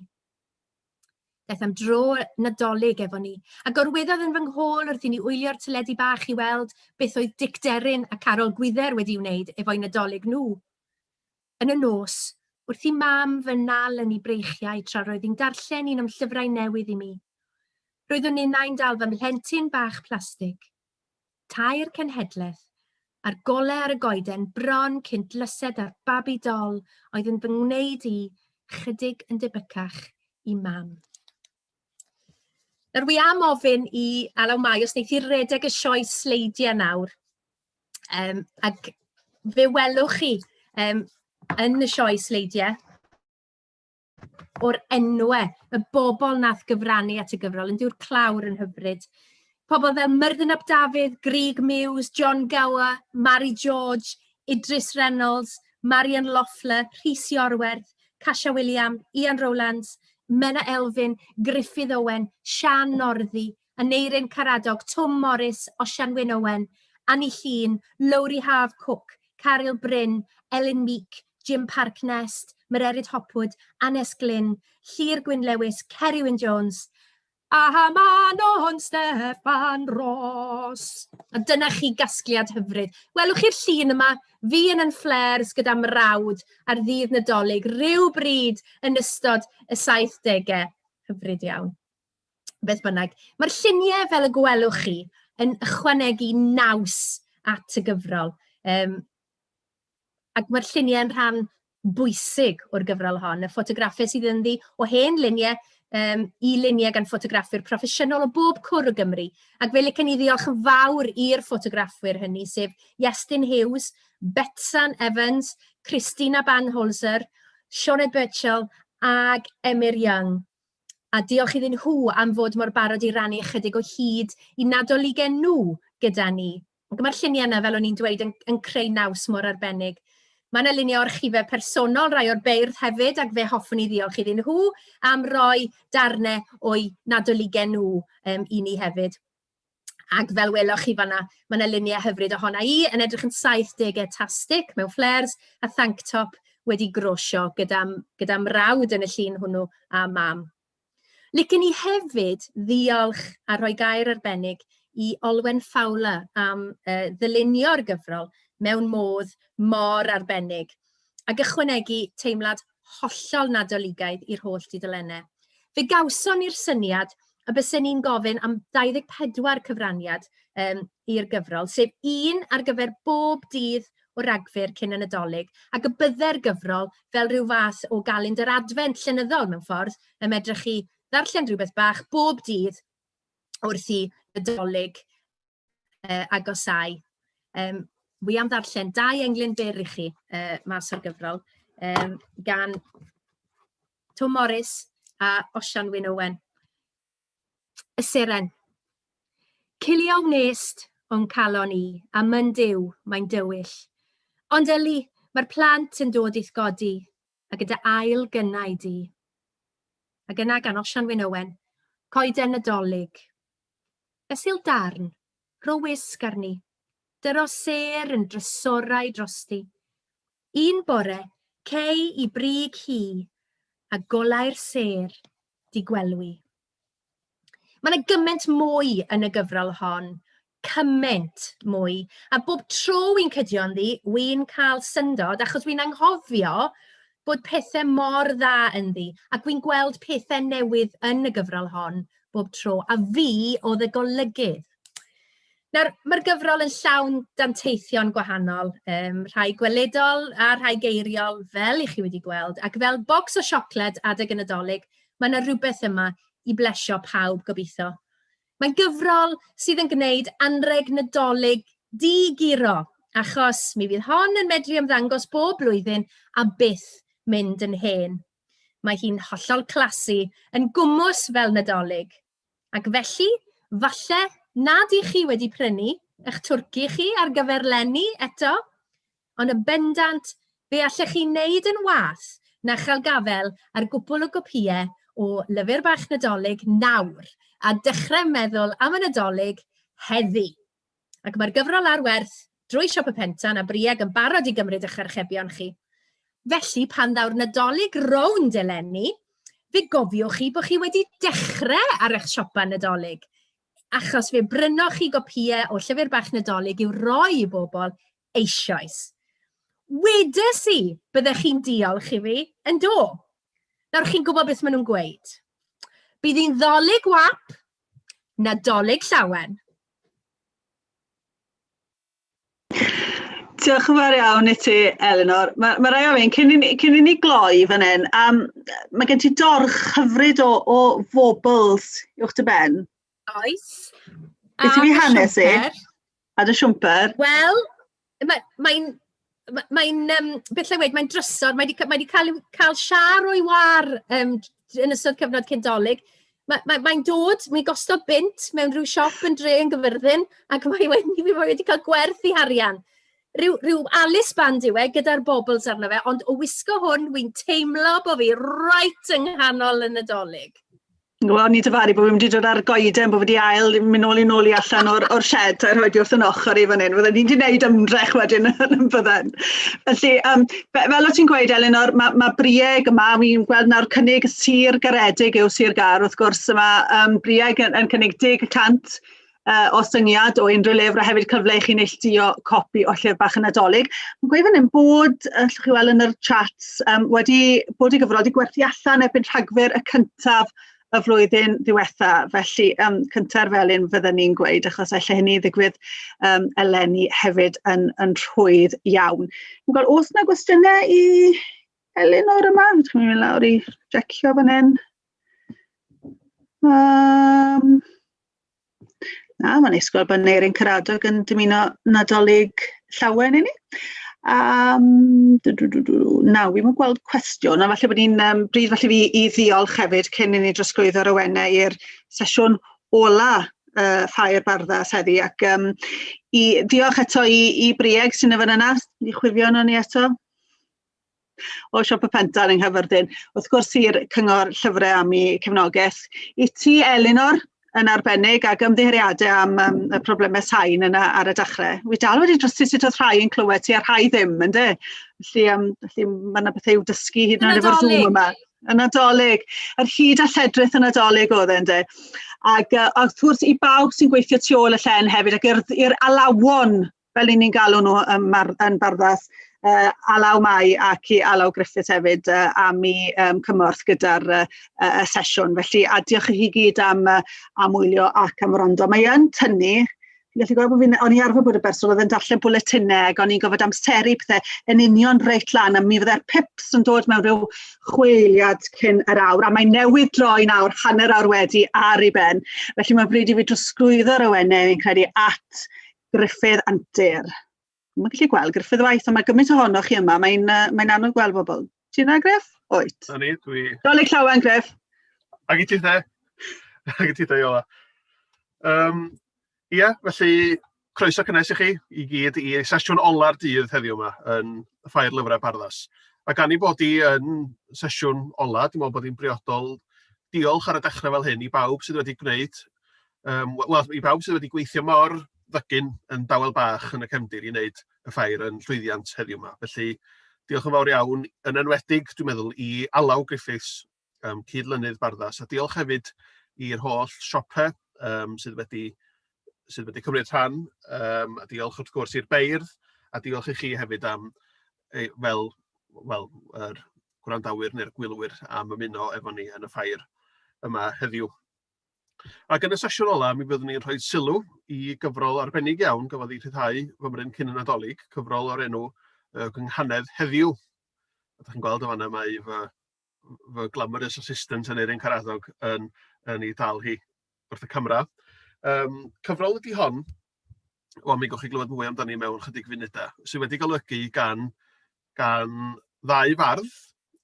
Dau fardd oedd yn arfer cael ei disgrifio fel dau fardd ifanc a ddawol, ond sydd erbyn hyn fymryn bach yn hŷn ac wedi hen yn ei lli i plwy fel beirdd. Ac hynny yw, go brin bod angen cyflwyno Eirin Caradog ac Eirig Salisbury i chi. A mi na nhw esbonio be ydy cynnwys y gynghanedd heddiw mewn munud, ond un o'r pethau pwysica wrth gwrs ydy cofio am y siop sydd yn gysylltiedig gyda'r sesiwn hon, sef Tŷ Tawe yn Abertawe wrth gwrs, a mae Janet yn fan'na yn codi llaw, ac yn dal y gyfrol, ac mae Janet yn hael iawn wedi cynnig y cynigion canlynol, sef os ydych chi yn prynu'r gyfrol o Tŷ Tawe ac yn ei chasglu hi, mi gowch chi 10% o styngiad. Ac os ydych chi yn methu casglu, ac yn dymuno i gael ei ffostio, mi fydd y cludiant am ddim. Felly dwi'n gwybod hynny'n. Diolch yn fawr i chi, Janet, am y cynnig hwnnw. A dwi'n meddwl, gyda hynny o eiriau, a chamddiolch yn ola i'r Cyngor Llyfrau am ei cefnogaeth gyson, i Barddas ac i'r diwrnod heddiw, mi drosglwydda i chi i ddwylo Medrys, Eirin Caradog ac Eirig Salisbury. O'n i ar fi gweud, pwy sy'n mynd i ddechrau? Dechreuad i, Eirig. Wel, o'n i'n mynd i weid neu i ddechrau. Ie, diolch i ti, Griff, am y cyflwyniad yna. Ie, beirdd ifanc a ddawol. Dwi'n meddwl, mae jyst beirdd a ddawol ydyn ni, bellach. Sorry. Os hynny. Os hynny, ie. Diolch yn galon, Griff, ac diolch i bawb hefyd gyniategu'r... Mae wedi bod yn ddiwrnod gwych, a mae'n fraint cael bod yn rhan o'r cynnwrf, a chofio faint o lyfrau gwych sydd wedi cael eu cyhoeddi dros y flwyddyn diwetha. Hyd yn oed os ydyn nhw'n rhai nadoligedd ganol hael braf mis Mawrth. Eirig, fe ddechreuwn ni felly drwy edrych nôl ar shwt nath y gyfrol i fodolaeth mewn ffordd, ydy? Ac mae'r diolch mewn ffordd, dyw dy wraig dyn yng ngwraig i, Rhiannon Salisbury, Parry Gynt, Laura Wyn Jones, Gynt Caradog, bellach, ddim yn diolch i Llynedd Mills am drydar yn fuan wedi steddfod y fenni, os cofiau, yn holi, hei feirdd, lle mae'r podlediadau Cymraeg? A dwi ddim yn gwybod beth achosodd i Llynedd Mills i ddewis dod i enw di yn enw i yn y trydariad, ein dolenni Twitter fel petai, ond dyna wnaeth i, a meddylion ni, wel beth am i ni greu podlediad, a dyna ddechrau wedyn ar orfod siarad yn fisiol. A rhyw fath o fromans, ac mae Gruffydd Antur, byddwch chi'n cofio y bromans mawr sydd yn bodoli rhwng Eirig a Gruffydd wrth gwrs ar ffurf cywyddau. A braf oedd rhyw ddydd gweld y cywyddau ni'n cael eu coeddi. Ond dath y syniad ar wahân i fod yn y bath, pan wy'n mynd ar ci am dro, mae'r syniadau gorau yn dod ata i, ac o'n i ddim yn y bath trwy hyn, o'n i'n mynd ar ci am wac, ac fe ddiliais i ac o'n i wrthi yn gwneud fy ymchwil gyda Phrifysgol Abertawe, a does na ddim cyfrol gystal â hon wedi cael ei chyhoeddi sydd yn trafod crefft Cerdafod y dydd, nôl o 1984, rhyw fforwm i drafod y materion sydd yn anwyl i ni gics y gynganedd. Ac yn y dechrau, felly, rhyw lyfr eitha gici, eitha nish oedd mewn golwg, achos yn y podlediad, yn dyfa, rhyw blyg bach i Clera nawr, bob swmp y sylwedd mawr yr podlediad o fis i fis yw'r pwnco. Nôl ymlaen rhwng ti a fi a gwesteion eraill yn trafod am ryw bynciau barddol. Yn aml pynciau go dechnegol, ac oedden ni'n sylweddoli bod ni yn prysur greu rhyw archif o drafodaethau ar y gynghanedd, ynddo, Eirig? Ond bod na ddim byd mewn print. A wedyn cwestiwn arall cyn i fi drosglwyddo at y ti, Eirig, i drafod genesis y gyfrol, falle yw'r ffaith o'n i ag Emyr Lewis wedi'n gwahodd yn hanol y ddegawd diwetha i greu rhyw adroddiad o lle oedden ni arni gyda Barddas, oedd ni newydd ymuno â Phwyllgor Barddas, ac oedd un cwestiwn o'n i'n awyddus i fynd i'r afel, a dwi ers ni wedi derbyn nad oes modd mynd i'r afel y cwestiwn, pwy sydd yn berchen y gynghanedd, neu pwy yw ceidwaid y gynghanedd, neu pwy sy'n gallu deddfu ar y gynghanedd mewn gwirionedd. Mae e'n debyg iawn, does na ddim cyfansoddiad ysgrifenedig mewn gwirionedd, mae yna nifer o law lyfrau, ond mae e megis trefn weinyddol Gladwriaeth Prydain, os na faswm beth a Gladwriaeth Prydain, lle mae yna ddeddf yn cael ei adeiladu ar ddeddf ac ar ddeddf, a dyna ein dill ni, ynddo. Felly, yn fuan iawn, sylweddolus i, dyn ni ddim yn gallu deddfu ar y gynghanedd, ond i bai ein bod ni yn gwneud rhyw gyfarfod, rhyw knees-up mowr Caerwysaidd megis 1523, mewn 2 flynedd, tybed oes angen rhyw fforwm enfawr o'r holl gyngeneddwyr Cymru i ddod ynghyd i ailosod pethau. Dwi ddim yn gwybod beth ti'n meddwl i'r cwestiwn yna, Eirig. Wel, dyna gwestiwn neu. Mae hwnna'n asodiad go fawr. A gawn ni brysuro i ddweud, nad y gosodiad yna'n benodol falle oedd dechrau'r gyfrol yma, ond falle mae dyna'r ateb i ryw raddau, oherwydd mewn gwirionedd, be ni wedi cael yn y gyfrol yma ar gynghanedd heddiw, yw rhyw fath o ddod ynghyd. Mae'n rhyw fath o gynulliad, os liciwch chi, ar ffurf cyfrol. Fel oedd Neu'n sôn, mi dyfodd y gyfrol yma allan o'r ffaith fod fi a Neu yn cwrdd bob mis i greu'r podlediad ac yn trafod pethau'n ymwneud â'r gynghanedd. Gyda ni'n dau, nôl ymlaen wrth gwrs, ond hefyd gyda bobl eraill. Dyna sy'n wych dwi'n teimlo am y podlediad ac hefyd am y gyfrol hon, sef y ffaith nad yn lleisiau ni'n dau yn unig sy'n cael ei clywed. Dyna, oedd hwnna'n rhywbeth pwysig iawn i ni o'r cychwyn, bod ni'n cael cyfle yn y gyfrol yma, falle i wyntyllu pob math o wahanol bethau, bod trafod yn esgor ar drafod yn y pen draw. A fel o ti'n sôn, does na ddim byd i bod mewn print yn sôn just yn benodol am y gynghanedd ers tro byd mewn cyfrol aml gyfrannog. Chydig iawn o lyfrau falle yn gyffredinol sy'n canolbwyntio ar y gynghanedd beth bynnag. Ond, fel o ti'n sôn, ers trafod Cerdafod y dydd, ddegawdau nôl bellach, does na ddim byd mewn gwirionedd wedi bod mewn print, just yn sôn am y gynghanedd, lle mae mwy nag un cyfrannwr yn rhoi i tec nhw ar wahanol bethau am fyd Cerdafod. A dyna sydd gyda ni yn y gyfrol hon, wrth gwrs, y gynghanedd heddiw, sydd gyda, wel, mae yna gyfraniadau gyda ni'n dau, wrth gwrs, ond hefyd mae yna lu o bobl eraill wedi cyfrannu at y gyfrol. Nawr, mae'r gyfrol mewn 2 ran, os liciwch chi,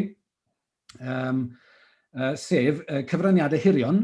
Mae yna be bysych chi'n gallu galw'n ysgrifau neu'n dreithodau yma, lle mae bobl yn mynd wir i'r rafel gyda rhywbeth mewn manylder. Ond hefyd, ochr yn ochr ar hynny, mae yna gyfres o gyfraniadau byr cryno gyda ni, lle mae bobl, be dyn ni wedi bod yn ei galw yn bynciau llosg. Yeah. Lle mae pobl yn mynd i'r afel gyda rhyw bwnc llosg yn ymwneud â'r gynghanedd. Pethau sydd yn cadw cyngeneddwyr yn effro yn hwyr yn os, ynddo?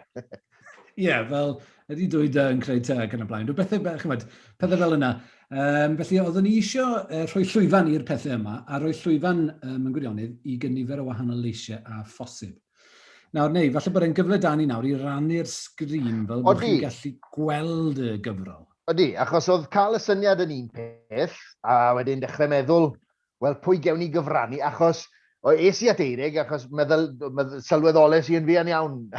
Allen ni ddim wneud y gyfrol yma ar y mhen yn unan. A wedyn, wedodd Eirig, wel, allwn ni ddim wneud y gyfrol yma ar ein pen ein hunain chwaith. A dyma fynd ati i feddwl ynglyn â'r cyfranwyr a'r swmp a'r sylwedd.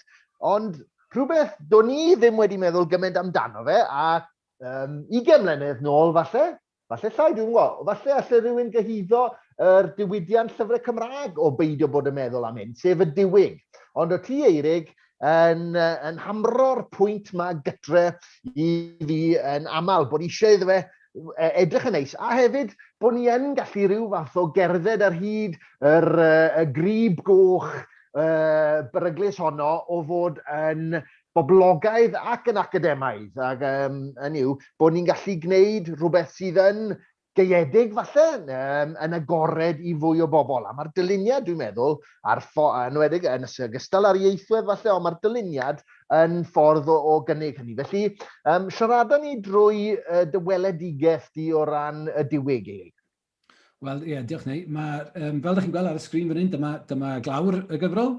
A dim ond cytunwch chi bod y clawr yn drawiadol iawn. Mae'n sefyll mas, a oedd hwnna'n rhywbeth oedd yn fwriad gen i a neu o'r cychwyn, bod ni eisiau i'r gyfrol yma i fod yn rhywbeth oedd yn mynd i sefyll mas, ac i fod yn rhywbeth oedd yn edrych yn wahanol i'r arfer falle. Falle pwynt gyda ti fyna, neu falle yn draddodiadol dros os edrych yn un ôl dros gwedwn ni'r hanner canrif diwethaf. Watcha beth ti'n gweud nawr. Ie, sy'n eisiau mynd rhy fanol.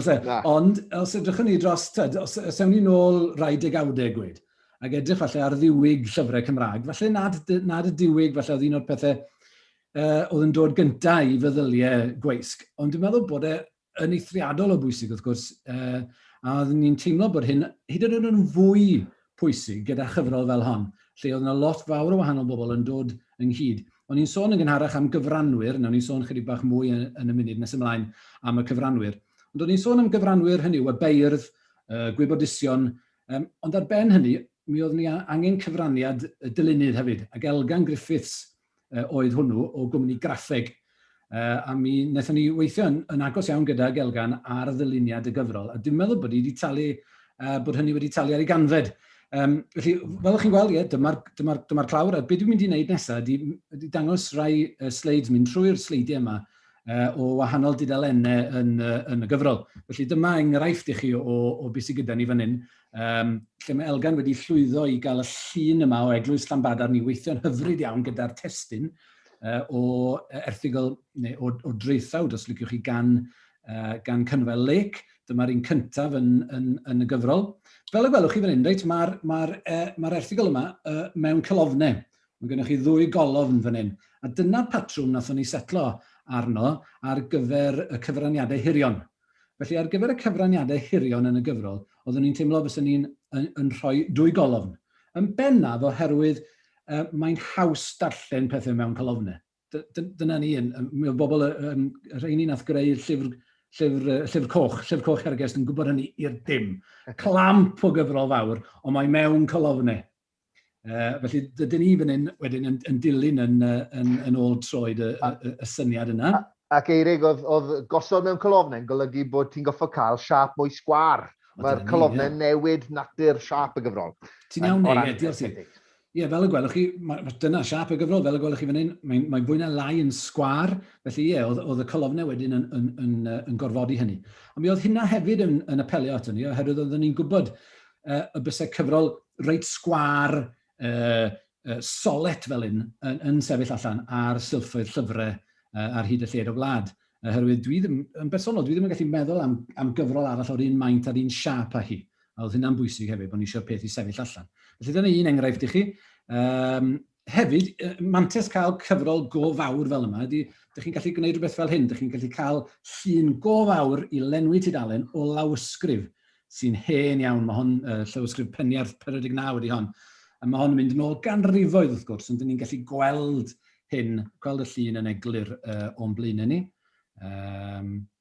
Hefyd, dyma agwedd arall eitha diddorol ar y diwyg oedden ni yn meddwl oedd yn bwysig, oedd y ffaith bod ni'n mynd i fod yn cynnwys pethau fysach chi'n ystyried yn academaidd, fel llyfryddiaeth, fel llyfryddiaeth fan hyn. Wel, mae'r gair llyfryddiaeth weithiau'n codi gwrychu'n rhai pobl. A oedden ni'n teimlo, wel, mae rhaid i ni gynnwys llyfryddiaethau, ond sut fydden ni'n neud hynny mewn ffordd sydd ddim yn ymwthio ar draws y ffordd mae bobl yn mwynhau darllen y peth. Wel, osgoi troednodiadau oedd y penderfyniad wedyn, ynddo fe. Felly, efo'r dill hafard yw'r term technegol am hyn, dwi ddim yn siŵr. Dyna yw e, ie. Mae gyd yn cael ei gadw yn ddesllus yn y cefen, a wedyn mae yna rifau gerbron cyfeiriadaeth. Yn ytrach na bod chi'n cael hanner tudalen o droednodiadau hefyd, sy'n gallu mynd i edrych yn fler. Ie, ti'n iawn. Felly, os oes rhywun yn cyfeirio at gwaith, dyna gan i weld fan hyn, gwaith Dafydd ac Gwilym, gan Thomas Parry. Wel, yr unig beth sy'n yn y testyn i hun ydy Parry, cyfenw y sawl sydd wedi ysgrifennu.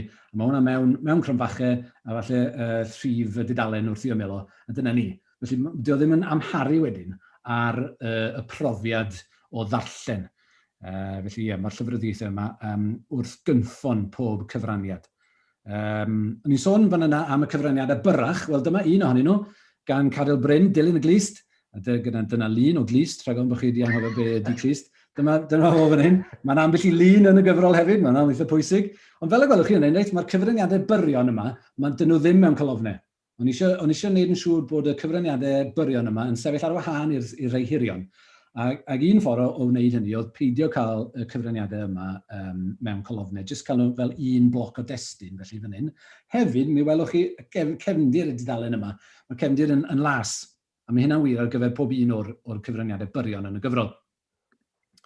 Dyma ni Thomas Parry fan hyn yn edrych yn eitha seductive, dwi'n meddwl, tuag atau, o'r dudalen. O ystyried y pethau ti'n gweud yn dadlen erbyn Thomas Parry yn dy dreithawd neu ysgrif dy hunan. Hwna'n dipyn o honiad, Eirig. O'n i jyst yn mynd i weid, dwi'n meddwl bod hwn yn dod o fy nghyfraniad i, lle dwi'n dismoli Thomas Parry chydig bach. Ond dyma fe, fi'n dychmygu bod e'n rhyw fath o edrych arna i. Fi'n gallweirus yn meddwl be ydw ti'n dweud amdana i. Ie, fi'n siŵr gallai fe dy ddismoli di yn digon rhwydd hefyd. Bosib iawn. Dyma dudalen deitl i chi, sef cyfraniad hir Grig Muse, Merched ag Ynghanedd, ail ystyried hanes llenyddiaeth Gymraeg. Eto, mae'r diwyg fan hyn yn sefyll allan ac yn apelgar gobeithio. Dyma lun eitha trawiadol, hefyd o'r un cyfraniad gan Grig. Fel y gwelwch chi, mae yna thema o glas. Mae'r glas yn lliw sy'n rhedeg drwy'r gyfrol. Mae'n amlwg ar y clawr wrth gwrs, ond dyna'r prif liw sy'n yn y gyfrol hefyd. Dwi'n meddwl bod hwnna'n rhoi unoliaeth wedyn hefyd i'r gyfrol. Dyma un arall o erthigol dy gyfraniad di yn Eirin, sy'n sôn am Lydaw. Dwi wrthyn ni, pwy o'r dyn yma? Y dyn hyn, neb llai na y drwys myr, sef archdderwydd gorsedd Llydaw, yr archdderwydd cyfredol, Per Fari Cerloch, ac mae fe'n sefyll ar i maen llog nhw, lle mae yna aml i brifardd, dwi'n cofio Rhys Iorwerth oedd y diweddaraf i deithio i Lydaw ar ran gorsedd Cymru i'r seremoni agored fyna. Yn wahanol i Gymru, lle mae yna dair eisteddfod. Fe sylwch chi fod archdderwydd Myrddin ap Dafydd yn y swydd, mynd i fod am y swydd o falle am 5 mlynedd, ond tair eisteddfod yw i gontractau fel archdderwydd. Wel, mae Per Fari yn y swydd hi nes i fod e'n mynd i'r bywyd nesaf. Dyna i tref nhw yn Llydaw. Felly, fel ydych chi'n gweld, dyna lun ohono fo, a mae yna lun o lawysgrif eto ar y dudalen yma. Mewn ffordd apelgar gobeithio. Mae hwn hefyd o'r gyfraniad di neu, lle mae yna destun mewn Llydaweg ar yr un ochr, a wedyn am y tro cyntaf erioed, mae'n debyg, cyfieithiad Cymraeg gen ti o'r gerdd honna hefyd. Ie, dwi ddim yn ddiolchgar i ti o gwbl am y sylw bach throwaway dwlesti ar e-bost. Mi'n siŵr bydd pobl yn gwerthfawrogi yr cyfieithiadau. Felly methes i troi nhw'n gyfieithiadau medryddol, ond na, mae'n sicr falle yn werth cael yr ystyr, yn dweud. Dwi'n meddwl bod nhw'n werth fawr iawn neu, ie, sicr. Dyma un arall gan o gyfraniad Mererid Hopwood fan hyn, yr hen goleg yn Aberystwyth. John Morris Jones ei hun, dyn pwysig iawn yn y gyfrol hon ac i'r gynghanedd yn gyffredinol wrth gwrs. Dyma fo fan hyn. A tebwch o'r F mae May Mac yn dweud mewn cyfraniad byr gyda rhyw fath o rwyd fan hyn oherwydd mae o'n sôn am bysgota. Dyma elfen arall yn y gyfrol. Mae yna dable eitha pelgar yma hefyd. yn nghyfraniad Iwan Rhys, lle nath Iwan Rhys fynd ati i ddadansoddi nifer y cytseiniad sy'n cael ei hateb mewn cyngeneddion cytsain mewn awdle buddigol yn yr Eisteddfod. Dyma canlyniadau. Mae Sarah Louise Wheeler, Dr Sarah Louise Wheeler, yn gweud really nerdish, gwerthfawrogi'r nerdrwydd. Wel, does na ddim cyfraniad mwy nerdy nag un anor acen Iwan Rhys ar ymchwil mathemategol na dde. Na, a dwi'n gwybod bydd Iwan yn derbyn y disgrifiad yna gyda balchder. A ni ne, nerdrwydd yn wir. Dyma gyfraniad byr gan Idris Reynolds, deuoliaeth werth i dilyn gyda par digon cinci fyna o gyffion. Dwi ddim yn meddwl bod y ddau air yma wedi dod yn yr un frawddeg o'r blaen. Idris a cinci. Wel, ie, mae yna ffom fan hyn. Dwi wedi galw Alan Llwyd yn cydlu ac ni'n galw Idris Reynolds yn cinci. Dwi ddim yn gwybod beth aw o hyn, Eirig, ond mlaen ni yn gloi. Mlaen ni yn gloi iawn. Dyma gyfraniad ti ar diwedd. Sgwrs ydi hon. Mae yna bob math o wahanol ffurfiau yn y gyfrol fel o'n i'n sôn. Sgwrs ydi hon. Rhwng o ti a Neirin ag Awel Vaughan Evans. Nathon ni recordio'r sgwrs yma ar gyfer y podlediad yn wreiddiol, a nathon ni nôl wedyn i ailweithio'r sgwrs ar gyfer wedyn i ffrintio hi wedyn yn y gyfrol hon. Ie, ac astudiaeth yn adran seicoleg a Chymraeg, a ni'n gweld Llion Jones fan hyn, Dr Llion Jones, yn un o'r cyfranwyr, ynghyd â Dr Pered Lynch ac eraill, fi'n cymathu i doniau cyngeneddol gyda'r astudiaeth niwrowyddonol go iawn, lle chi'n gosod rhyw blat, rhyw fowlen fetel llawn weirs i fesur tonfeddi ymynyddol pobl mewn ymateb i'r gynganedd. Darllenwch y cyfraniad, trawsysgrifiad. Ie. Agwedd arall go bwysig ar y gyfrol ydy yr hyn sy'n yng nghefn y gyfrol. Dyma'r peth cyntaf, sef canllaw, hylaw a hwyliog i'r gynghanedd. Doeddwn ni ddim eisiau cyhoeddi'r gyfrol yma heb roi rhyw fath o arweiniad i bobl i beth yw'r gynghanedd. A dangos pan mor hawdd ydy hi mewn gwirionedd i fynd i mewn a chymryd y camau cyntaf yna i mewn i fyd cerdd dafod. Felly, yng nghefn y gyfrol, be gewch chi ydy egwyddorion, prif egwyddorion y grefft ar arweiniad cyflym iawn mewn rhyw, dwi'n gwybod, hanner dwsin o dudalennau sy'n dangos yn eglur i chi be ydy'r gynghanedd gytsain, fel ydych chi'n gweld fan hyn ar y sgrin, gynghanedd gytsain, gynghanedd sain a'r gynghanedd lysg. Ond dechreubwynt yw'r gyfrol hefyd, ac dwi a ti yn gobeithio bydd pobl ar lawr gwlad a'r fforymau gorau ar gyfer hynny, yw ysgolion barddol yng Nghaerfyrddin, yn Ninas Mawddwy, yng Nghaernarfon, Aberteifi, Abertawe Caerdydd, yn y Gogledd Ddwyrain, dwi'n gwybod fod yna rai, lle fydd yna gobeithio drafod ar y pethau. Ac wrth gwrs, mae yna bethau dyn ni ddim wedi gallu ffito mewn, Sarah Louise Wheeler eto yn trafod byddardod ar gynghanedd. Os ni'n gweud mae peth i'r glist yw'r gynghanedd, mae hwnna'n bwynt pwysig iawn. Felly, falle bod yna cynghanedd fori fel ail gyfrol, dwi ddim yn gwybod, ond jyst gollwng yr hadau yna mewn i Bwyllgor Barddas gael ystyried. Ewn ni mlaen yn gloi Eirig. Mae yna ddigon o bethau eraill i trafod ti'n iawn neu. Un peth arall sy'n y cefn ydy'r eirfa. Dyn ni yn defnyddio geirfa weddol arbenigol mewn rhai mannau yn y gyfrol, a ni'n teimlo bod angen geirfa hawdd troi ati yn y cefn. Felly mae yna bob math o wahanol dermau sy'n ymwneud â cynghanedd yn y cefn fan hyn, a mae'n hawdd iawn troi ati. Felly, os ydych chi fel darllenwyr yn meddwl, wel, dwi ddim yn hollol siŵr beth yw cerdd dafod hyd yn oed, neu crych a llyfn, neu cynghanedd bendrom, bydwch y poeni o gwbl. Bydwch chi droi at yr eirfa a cael ateb yn gyflym iawn. Felly, yr un pwynt ola yna, cyn bod ni'n symud mlaen, neu ydy bod ni yn dau yn teimlo bod ni'n bwysig iawn mynd ati i ddefnyddio diwig fel ffordd o hwyluso ffordd pobl i mewn i fyd y gynghanedd. Oherwydd, fel wedodd Mererid Hopwood, os dwi'n cyfrin iawn, bore yma yn y sesiwn oedd ganddi hi ar y llyfr Englynion.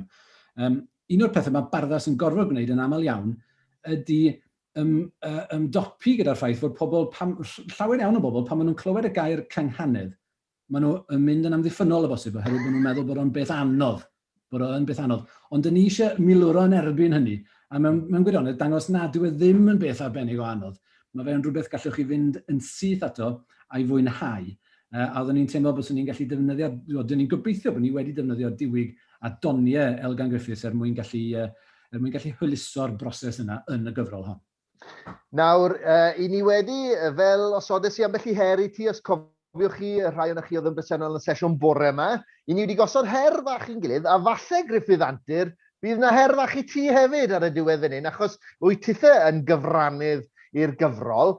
Ond, Eirig, ti eisiau esbonio beth yw'r her i ni wedi i gosod i'n gilydd? Iawn, wel, dyma, jyst i ddechrau, dyma gynnwys, holl gynnwys y gyfrol. Na i ddim manylu ar bob peth sydd yma, ond fel o gwelwch chi, mae yna nifer fawr o wahanol enwau yma, nifer fawr o wahanol bynciau. Dych chi'n gallu gweld mewn glas fan yna wedi uwcholeuo yn las, mae'r pynciau llosg byrrach, a wedyn rhyngddyn nhw mae'r cyfraniadau hirach. Wel, gan bod ddim digon amser gyda ni i fanylu ar bob un ohonyn nhw, ond i'n meddwl fysa ni'n gwneud rhyw fath o gêm fach.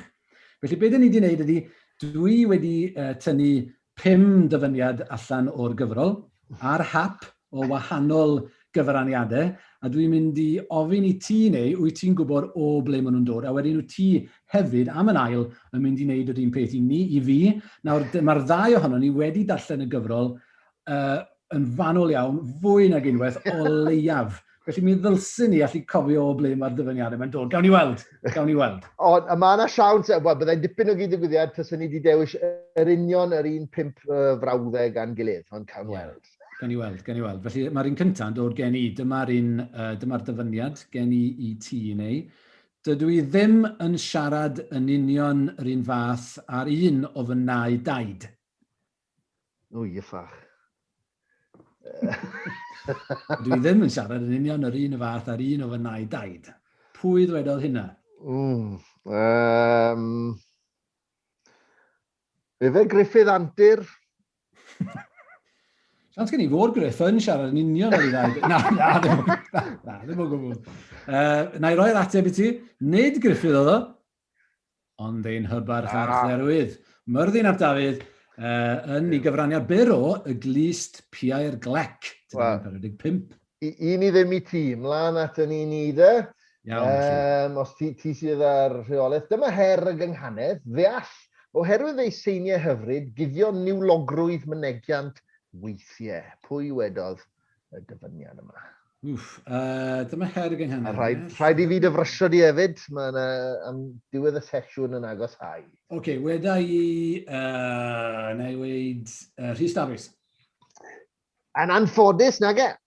A'r ateb yw Anes Glyn. Fi'n gobeithio. Gan i ddangos yr ateb. Na fe, y gynghanedd o fi tudalen 77. Oce, wel, dyma'r un nesaf i ti neu. Roeddwn ni'n siomedig. A hen deimlad diflas o fethiant yn gymysg adolyr yn gafael. Efe Llyr Gwyn Lewis? Nid Llyr, dyn ni'n mynd arbennig ar y gym yna. Mae'r Eryr Hopwood, dwedodd yna, yn iaith gynghanedd. Wrth gwrs, pan mae'n sôn am yr anerchiad ger bron beirdd gynulleidfa o'r India. Iawn, ar ddechrau, ie.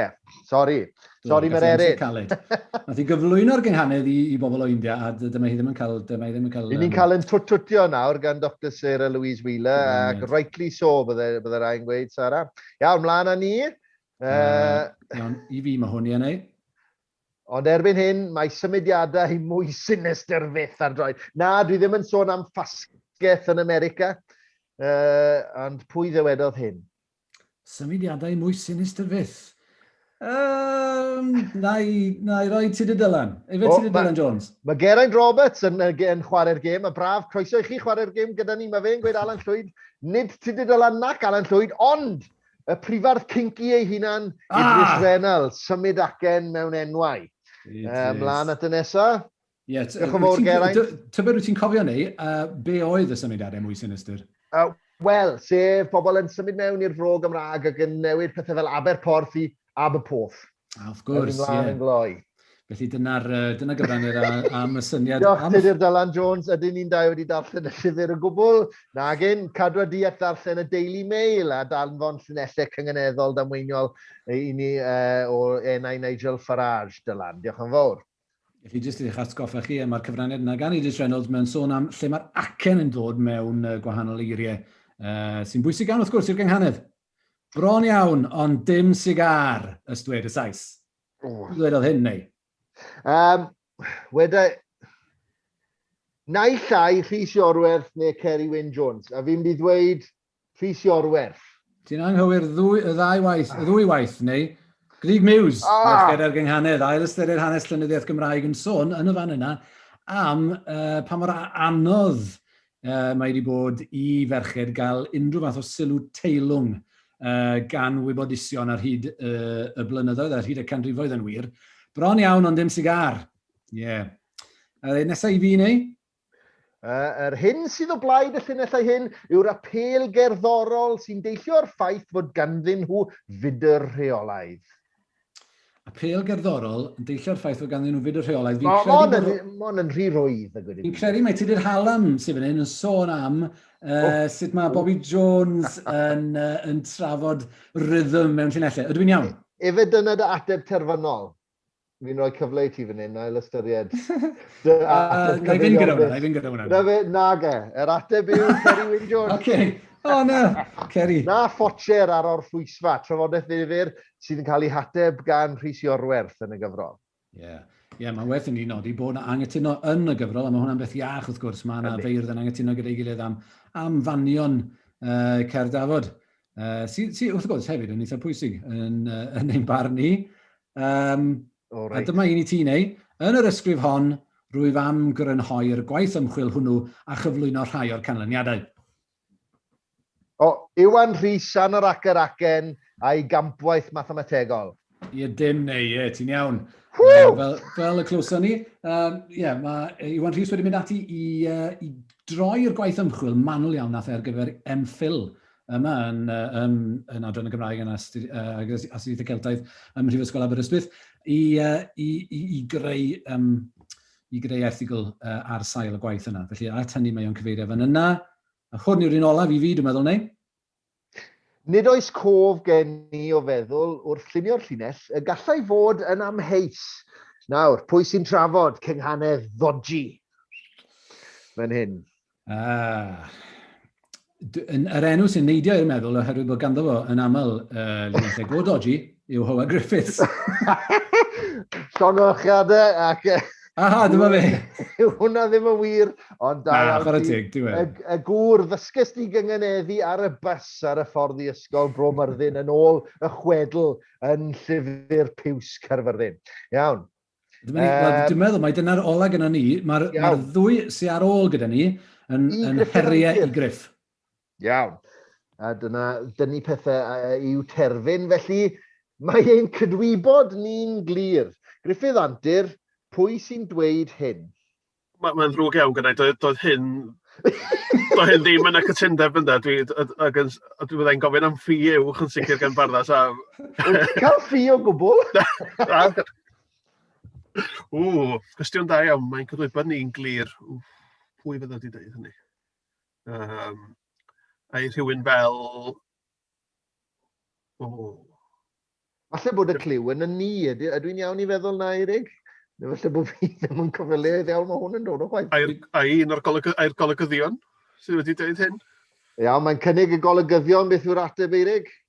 Dwi ddim yn cofio fy hun. Gen I weld? Ie, neu!